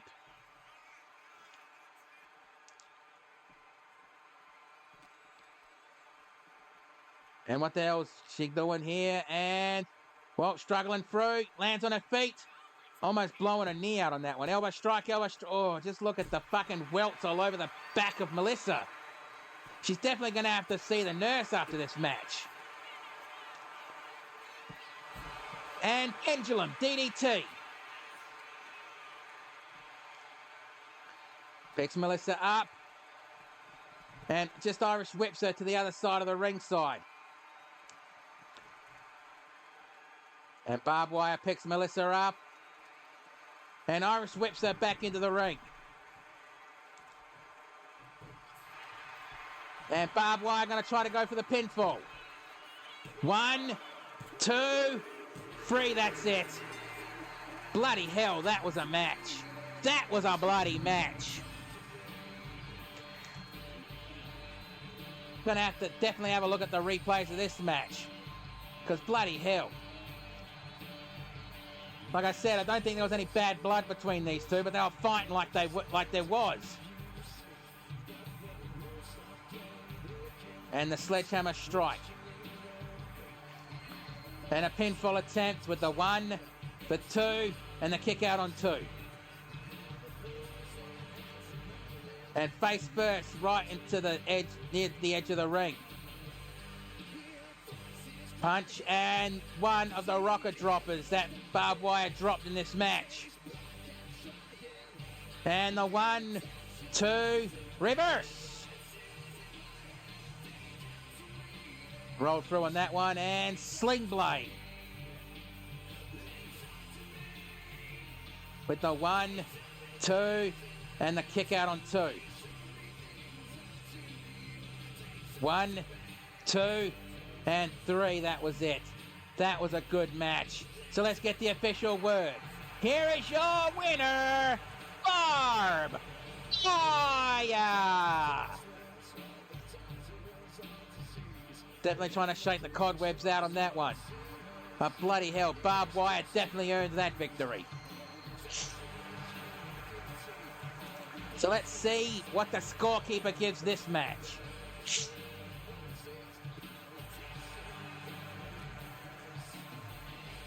3.5 stars. Are you fucking kidding me? Bloody bastard. Come on. And we've got 3 matches left on the card.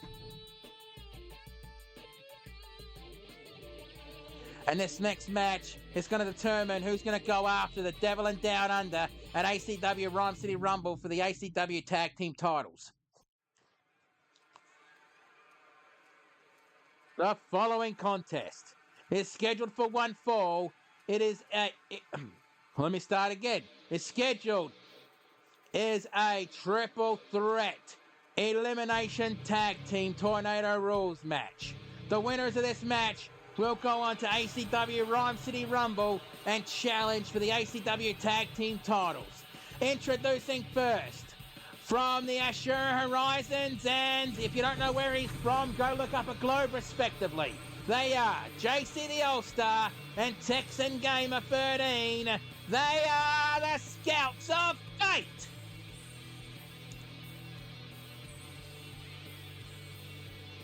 The Scouts of Fate, they basically originated here in ACW because Bush Ranger just threw them together as a makeshift tag team. Did not know the bloody chemistry that these two would have. I mean, so much so, they actually wrestle as a team in 2 different other wrestling promotions, YWL and XPWL. I think they captured the tag team titles in each wrestling promotion they've been a part of. As a tag team, I mean.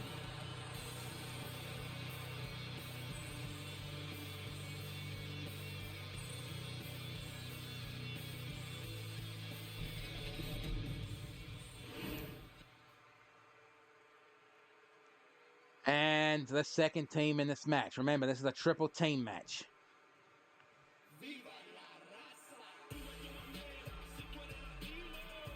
And the second team, representing all of the Latino nations around the world, they are Antonio Ortiz and Hugo Lopez, the Latin American Exchange, LAX.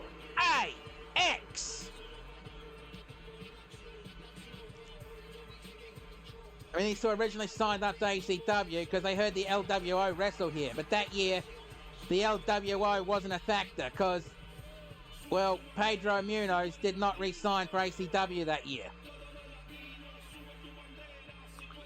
And these two are former tag team champions. I mean, hell's bells.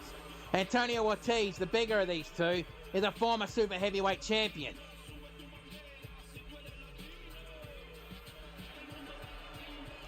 So a combination of speed and power this team is.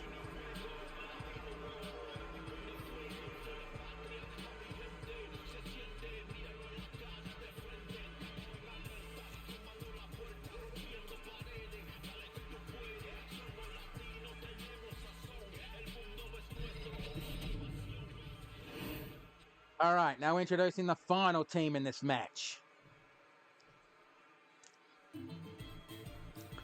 From Italy, they are. Come on, go out there, you two. Come on, come on, come on. They are the Made Man, Tony Maroney, the Wise Guy, Dante DeLuca, the First Family. They used to be known as the Mamalukes, but they changed the name to the First Family. Because normally a mafia family is named after their boss, but we don't know who their boss is. For all we know, their boss could be Flitter over at XPWL, but I highly doubt that for a second. Yeah, I doubt You're really obsessed with this spaghetti recipe. You know he won't give that away.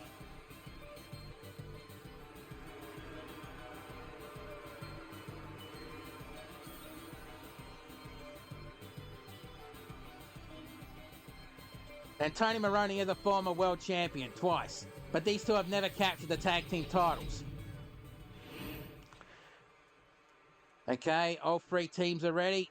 Wait, did JC disappear for a second and did he go peace out? And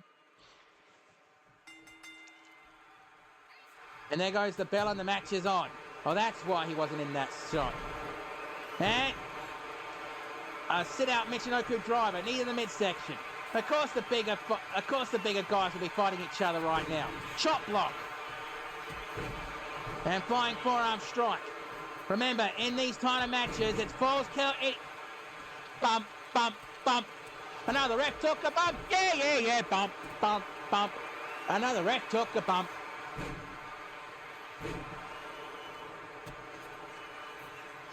Like I was about to say, in ACW, these triple team matches that are elimination rules, it's falls count anywhere.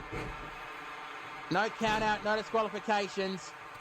And like I said, falls count anywhere. Falls, submissions, pinfalls, etc, etc, etc. And a slap to the chest, and Antonio ducked, leapfrog, and tried to use his power against JC, but failed that one. Backbreaker into a neck breaker. Remember, the winners of this match will go on to ACW Rhyme City Rumble to challenge the Devil and Down Under, the current tag team champions, who I believe are watching this match through a monitor backstage. And a double leg takedown. One. Oh, reverse happened, but I missed it. Bloody cameraman. And short arm clothesline. So we got one member of each team on the outside and one member of each team on the inside. Elbow strike, elbow strike, elbow strike. And a punch to the midsection. And Irish whip to the ropes and elbow to the top of the head. Duck that one. And back elbow. And Irish whip to the ropes. Not missed that one. And spear from the main man, Tony Maroney, to JC the All-Star. And a pinfall attempt. Come on, ref. Not even a one count, as the ref took a bit too long. Or maybe she was a bit hesitant because she saw stars earlier.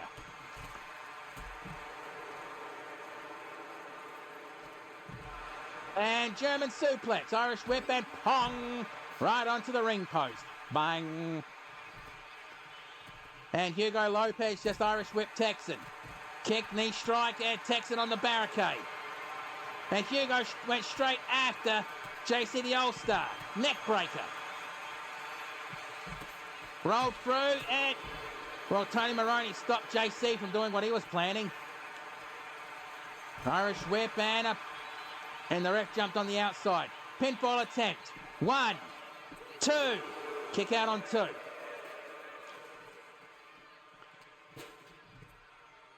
And almost hitting the ring steps. And side slam. And chair shot to Antonio Ortiz. And double bomb. And Tony Maroney just spotted Texan and the Mafia Cutter. Because Texan and Tony Maroney have a history against each other. In fact, they're the two that wrestled in the first ever Death Chamber match. That Texan won. 1, 2. And Hugo saved his team from being eliminated, one of them. 1, 2, 3. The made man, the wise guy, Dante DeLuca, has been eliminated. So Tony Maroney can stay out there to try to win the match, but he's going to be in for one hell of a handicap because there are two intact teams out there. And sit-out powerbomb. But Tony Maroney did not want that pinfall to happen. A pinfall attempt. And the ref couldn't even find a spot to do the count. And Irish whip straight to the ring post. And Hugo with a cutter, gone for the pinfall. 1, 2, and JC kicked out. Clothesline, but ends up going into the waiting arms of a Hugo Lopez. And Irish whip straight to the ring into the fucking commentary table. I mean, come on, guys, get away from the table. I know this table does not have a target on it because of the pocket dimension underneath, but come on, leave the tables alone. I mean, break marks, it's funny. I'm kidding, Mark, don't kill me. And pinfall attempt. 1, 2, 3. Texan Gamer has been eliminated. So the only intact tag team right now is the LAX.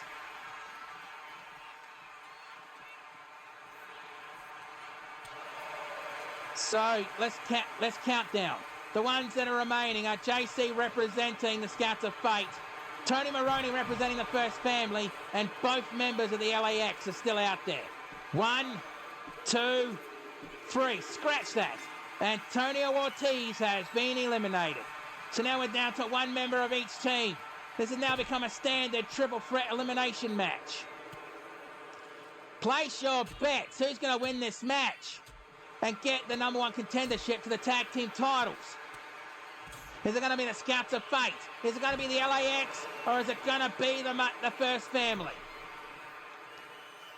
1, 2, and JC broke up the pinfall. Why? And chair shot on the made man, Tony Maroney. And took a chair shot to the midsection. Rolled through and spear.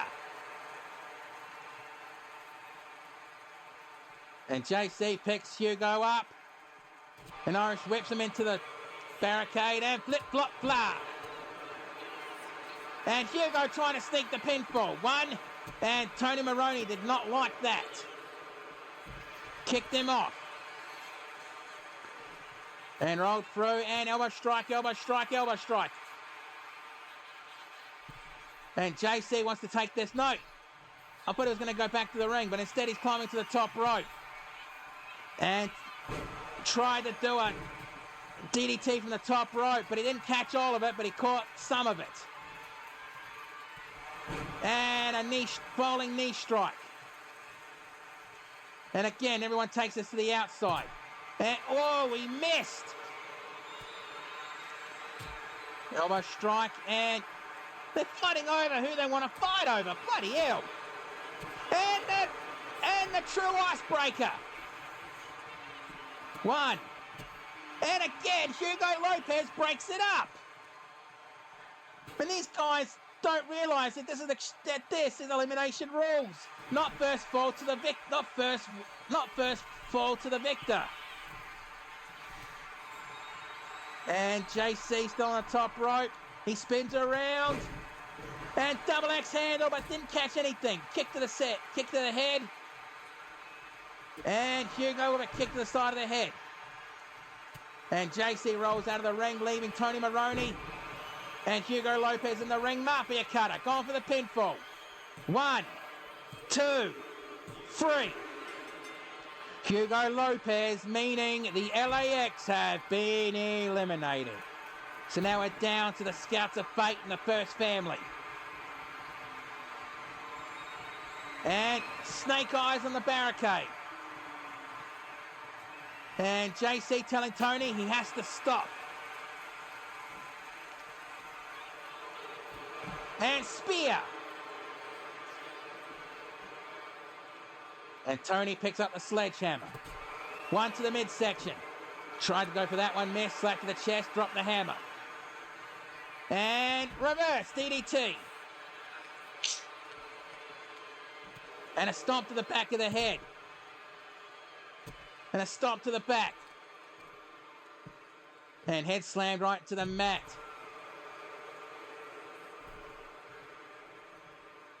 And Tony Maroney going to the top rope. And did Tony Maroney get busted open, or is that just the shadows?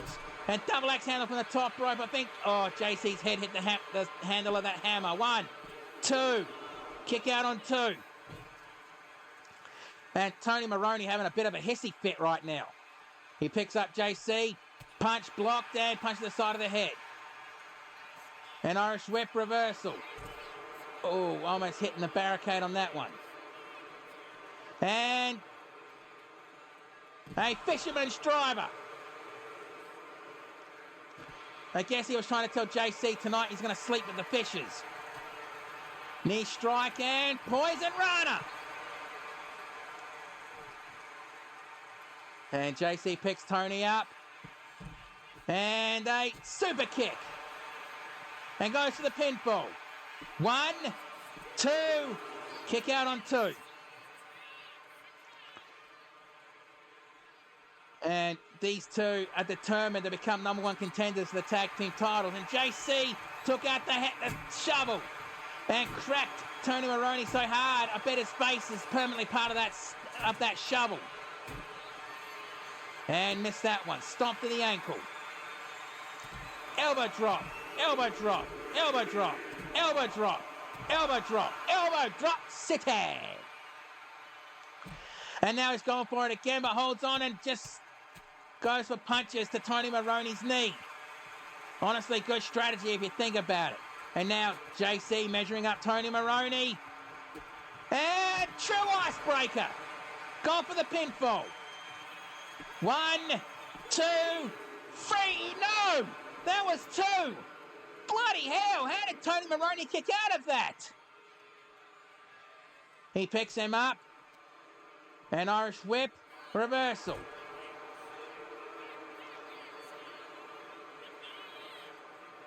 And jawbreaker.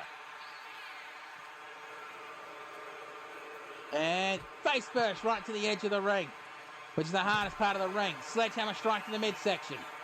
Drop there, tried to go for a spear, but Maroney took his knee up. And now Maroney's measuring up JC the All-Star. And Mafia Cutter. And goes for the pinfall. 1, 2, 3, that's it. Bloody hell, he tried. Oh God, he tried, but he just couldn't handle it. Now let's take a look at the replays, because we now know who's going to go for the Devil and Down Under for the ACW Tag Team titles.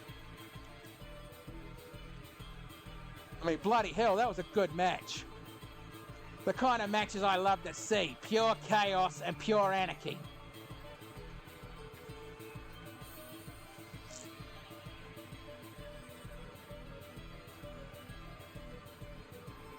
The 1, the 2, and that was the kick out from Dante DeLuca. I mean, the action in this match was just all over the place. It was hard to bloody call. But the last 3 were just fighting over who was going to get the pinfall.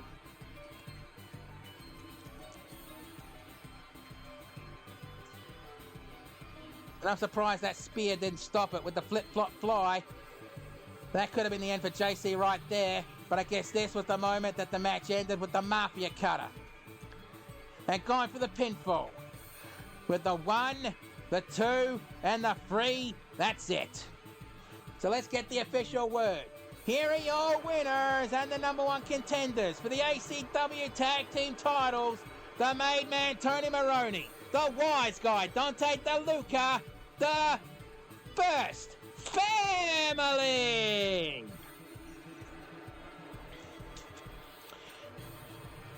Five stars, bloody tops. You did something right, scorekeeper. You did something right. And now we're going to the semi-main event of the evening.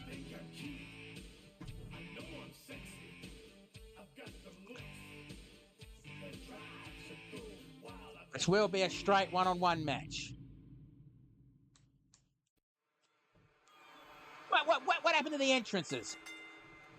Hang on, I need to sort this out. What happened to the entrances?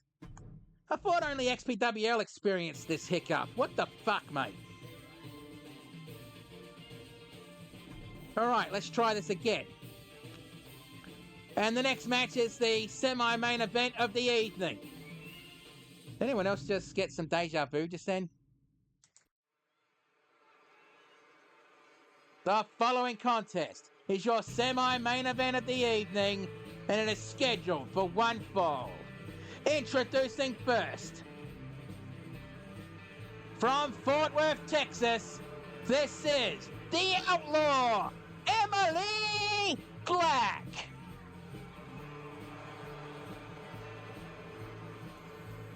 Yep, the Texas Outlaw, Emily Black.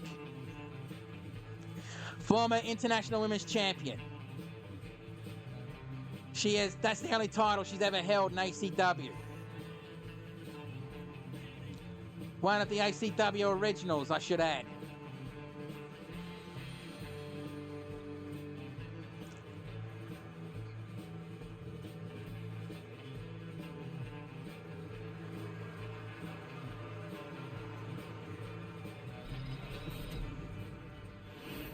And now introducing her opponent.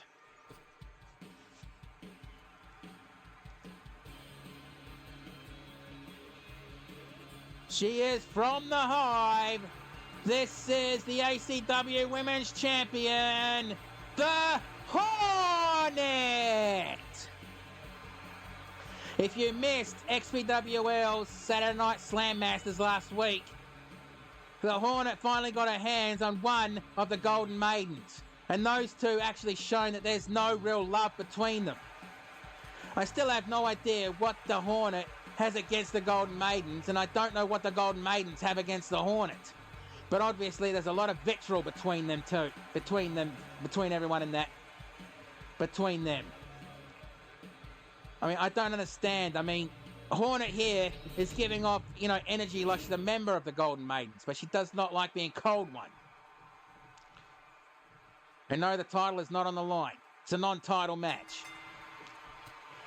And Emily Black tried to go for a running start, but just went straight into a fist on the Hornet. And going for an ankle lock. And just lets go. And stomped to the midsection. And just stepped through. Kick to the side of the head.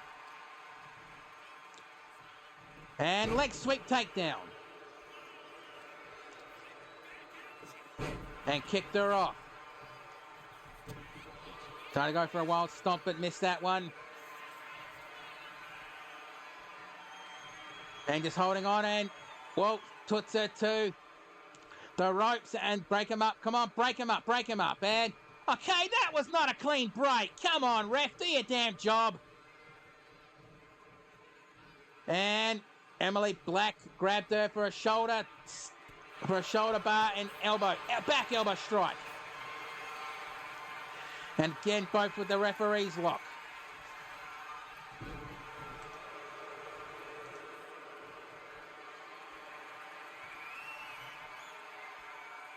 But now through to October 16, sub for 3 months, free Super Duolingo and exclusive badge. Oh, get off it. Who even uses Duolingo? And no, I was not advertising Duolingo. Irish whip to the ropes, duck down. Leap. Okay, duck down again, and kitchen sink to the midsection. Sorry, I just got a notification on Twitch. I was just reading it out. Elbow strike to the midsection. And, no, looks like they're going to go back and forth. Slap to the face. And punch to the side of the head, slap to the face. Slap. Hang on, I think Hornet dyes her hair. I think she's blonde underneath. I can see some blonde roots there.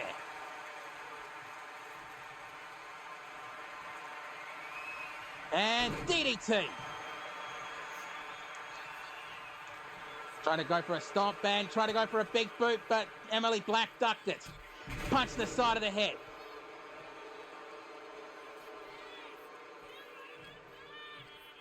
And Irish whip to the ropes. Duck down. Back elbow. But swatted it to the side. And power slam. And going for the pinfall. One. Kick out on one.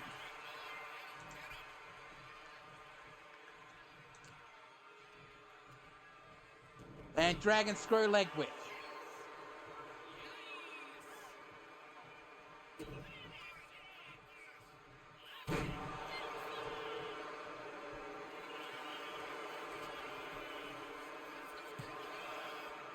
2, kick out on 2. And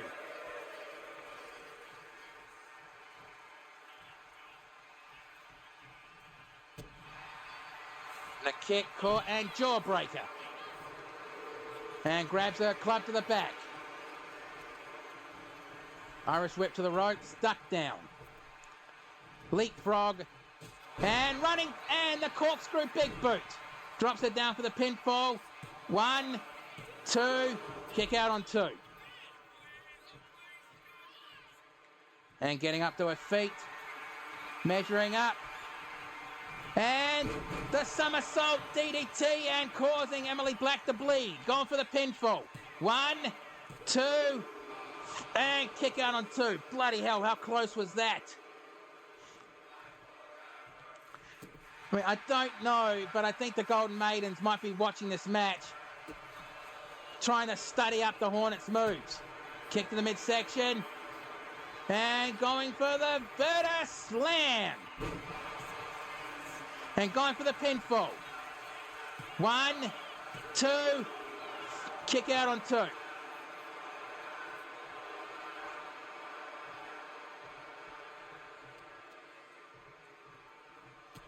And back elbow. And clothesline. Second clothesline. And a third clothesline. And just going into the ropes. Punch to the face. And kick to the knee, dropping it down in the corner and trying to choke out the Hornet. And just lets go. And Emily Black grab elbow strike, and a third elbow strike. Irish whip over the top rope onto the floor.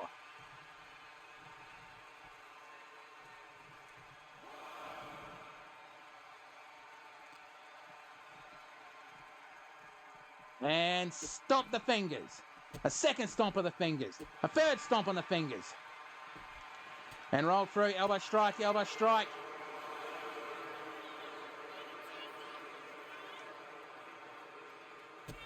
And kick to the knee and a neck breaker. Come on, get back in the ring. I don't want to see a second match end tonight on a count out. And Emily Black going to the top rope. And clothesline, elbow strike from the top rope. I think that counts as breaking the count. An Irish whip back in the ring, and Emily Black quickly follows. And goes for the pinfall. 1, 2, kick out on 2, and only just.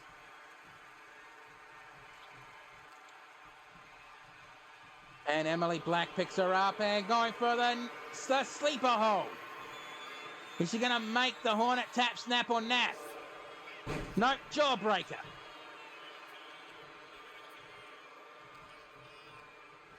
And Irish whip to the ropes. Duck down. And pop-up punch. And a kick to the lower back. Kick to the side of the head. Bloody hell, this is a good match. And going to the top rope. And moonsault from the top rope. Going for the pinfall. 1, 2, kick out on 2. And this is a good fight. Kick to the midsection. Punch to the midsection. Second punch to the midsection. Third punch to the midsection. And clothesline.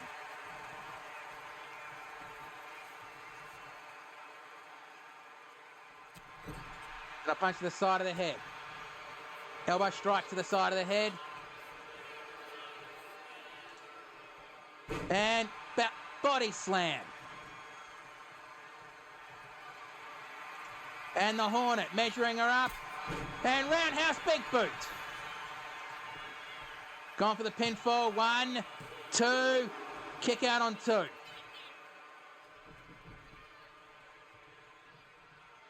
Bloody hell, what a chain of maneuvers that was.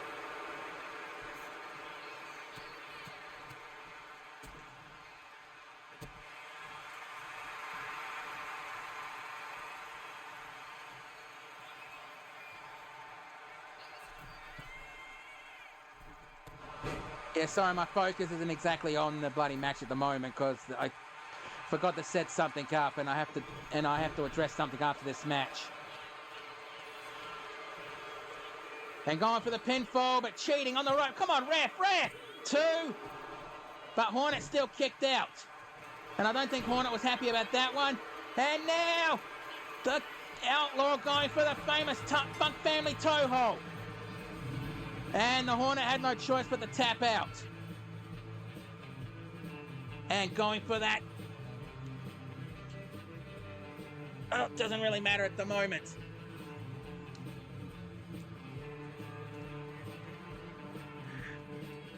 Sorry, my focus isn't exactly on the replays at the moment because I've got to set something up. Just bear with me for a moment, please. It will be explained in a few seconds.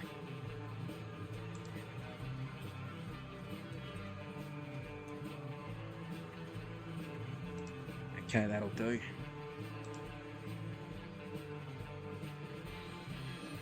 But bloody hell, that was a good match. A good match. You can't deny that one. And I thought that would have been the end of the Outlaw, but it wasn't. With the 1, the 2, and the kick out on 2. The back elbow. I mean, come on, that has to be a high-scoring match. I mean, come on, seriously.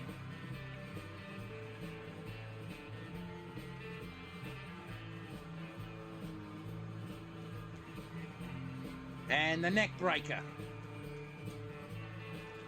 And going for the pinfall with the 1, the 2, and the kick out on 2. And that was the Texas toe hold that caused the Hornet to tap out. So let's get the official word. Here is your winner, the Outlaw, Emily Black. Now, as I was saying before, there is something that I need to address. Something that happened last week. And I'm going to be breaking character for this one. 5 stars, bloody tops. But I'm just going to bloody turn the sound off because last week the wrestling industry, in South Australia at least, lost a legend. Now, I honestly forgot to set this up, so I'm kind of doing this on the fly, so please bear with me.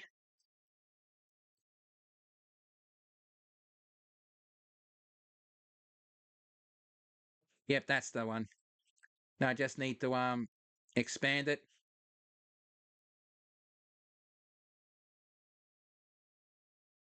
Whoops, not that one.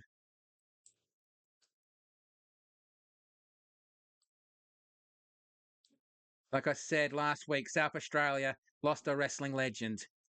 This man, he wrestled with a handicap. One of his arms was smaller than the other one, but he never let that get him down. Last week, the man, Dozer Thompson, lost the fight with cancer. So I would like to reserve a moment of silence, followed by the tolling of the bell, for the memory of his friends, his fans, and his family.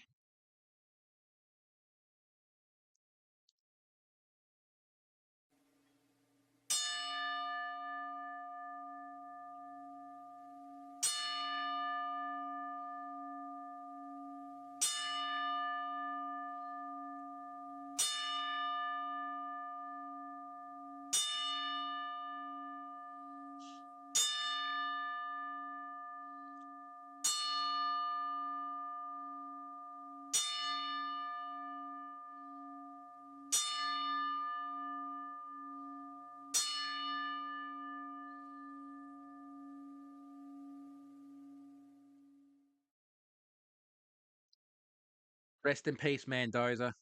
You will be missed. Thank you for everything and being an inspiration to me and to a lot of people in South Australia. Thank you and rest in peace.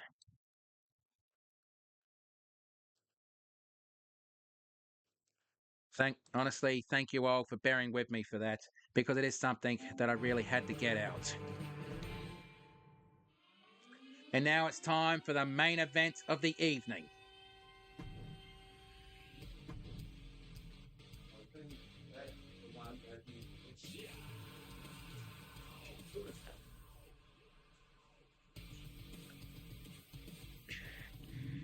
Okay, let's get this going.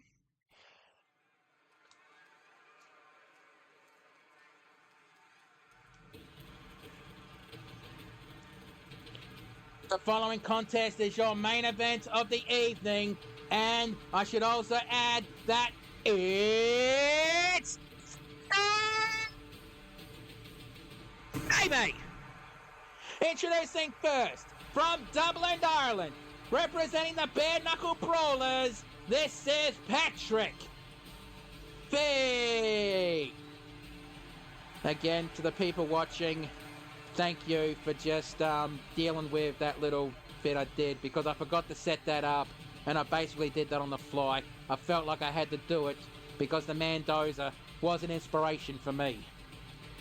That showing that you may have a disability does not mean you have to give up your dreams.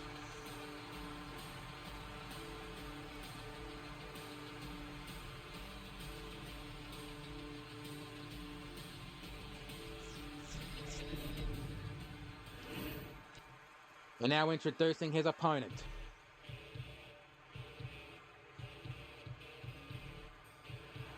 From the Rocky Mountains, this is Cannonball Chris Lance!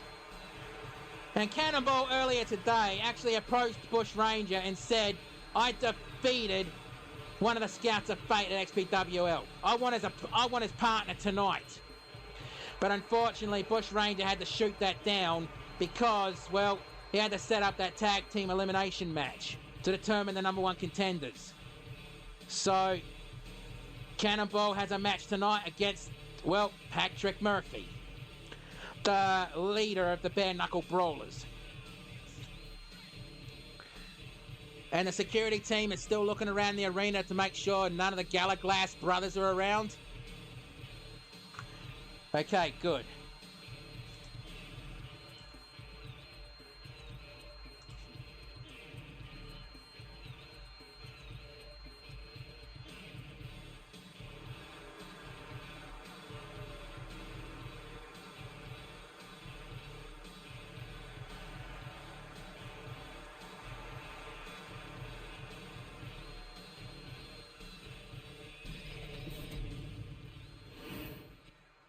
Okay.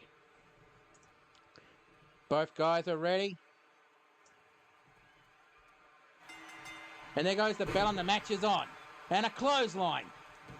And rolled through and elbow strike, elbow strike. And he's trying to go for the quick pin and, oh come on, ref! Foot on the ropes! And Patrick Murphy was just telling the Cannonball to fight fair, fella. Try saying that 5 times fast. That was not a challenge. And holding on to the wrist lock. And putting some more torque onto it. Ooh, that looked like it hurt. And Patrick Murphy trying to fight out of it, but no, and gone right into a headlock.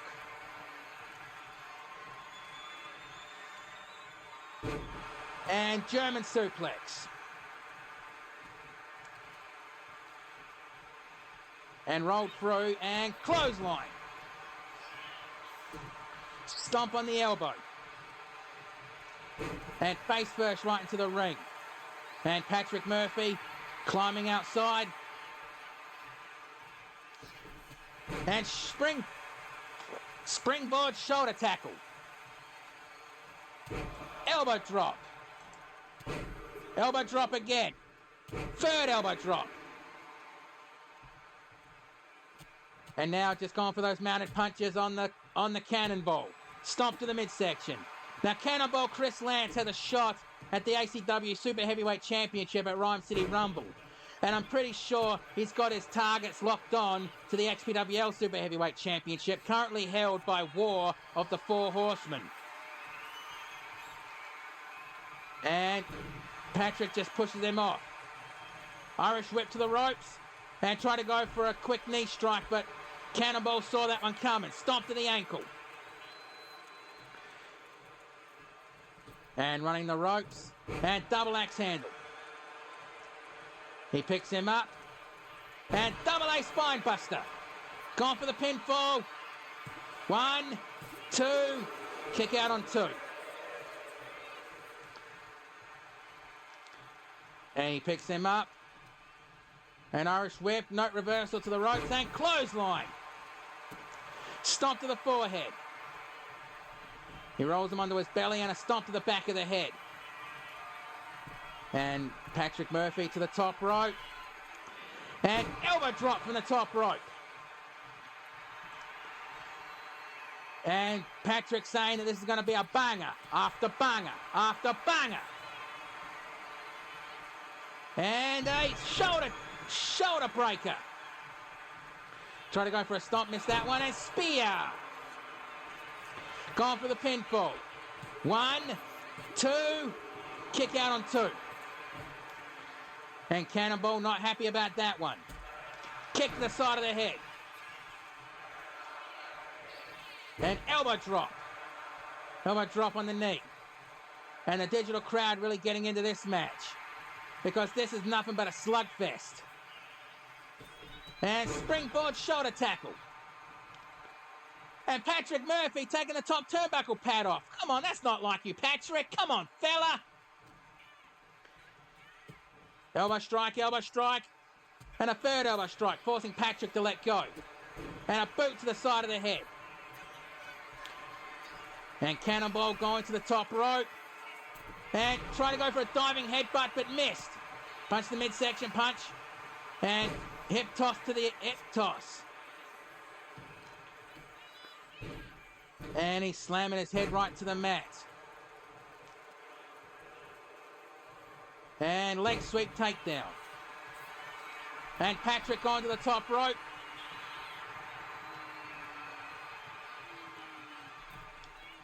And springboard clothesline from the top rope. And Cannonball left the ring and quickly got back in. Punch the side of the head. And, well, back elbow to make him let go. Irish whip right to the top turnbuckle. And Patrick setting up for white noise and nails it. And I don't think the ref noticed the turnbuckle pad yet. And going into the power bomb. And the referee finally noticed. And the Celtic cross. And Patrick going for the pinfall, but the ref preoccupied with the turnbuckle pad. And the ref just snapped. Okay, 1, 2, kick out on 2. That could have been 3. That could have been 3. If the ref wasn't paying attention on the turnbuckle, that could have been 3. DDT. And a stomp to the thigh.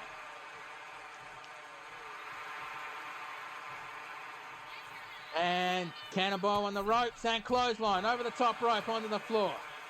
Quickly followed by Patrick Murphy. And Patrick picks him up. And Irish whip, no, reversal, straight back into the ring. And Patrick back up onto his feet. And throw kick. That's got to be it. Going for the pinfall. 1, 2, 3, that's it. Well, let's get the official word. Here is your winner, Patrick Murphy. Hey, come on! Oh, come on! Security! Wait, no, wait, Bruce, wait, give me the mic, Security, gather the Gallagher brothers, bring them to my office right now. I'm going to have a few words with them. Okay, Bush Ranger just buddy ordered security to get the bloody Gallagher brothers to his office. But that is our show for tonight. But please do not go away just yet. We need to see if there's any injuries or anyone returning from injury. So time to check the news segment. So come on. And the news, and it appears that there's nothing new. Okay, well, that is our show for tonight. Thank you for watching. You don't have to go home, but you can't stay here. Have yourselves a good one, and please be safe in the world, no matter where you happen to be. Right, after that, I'm going to the pub.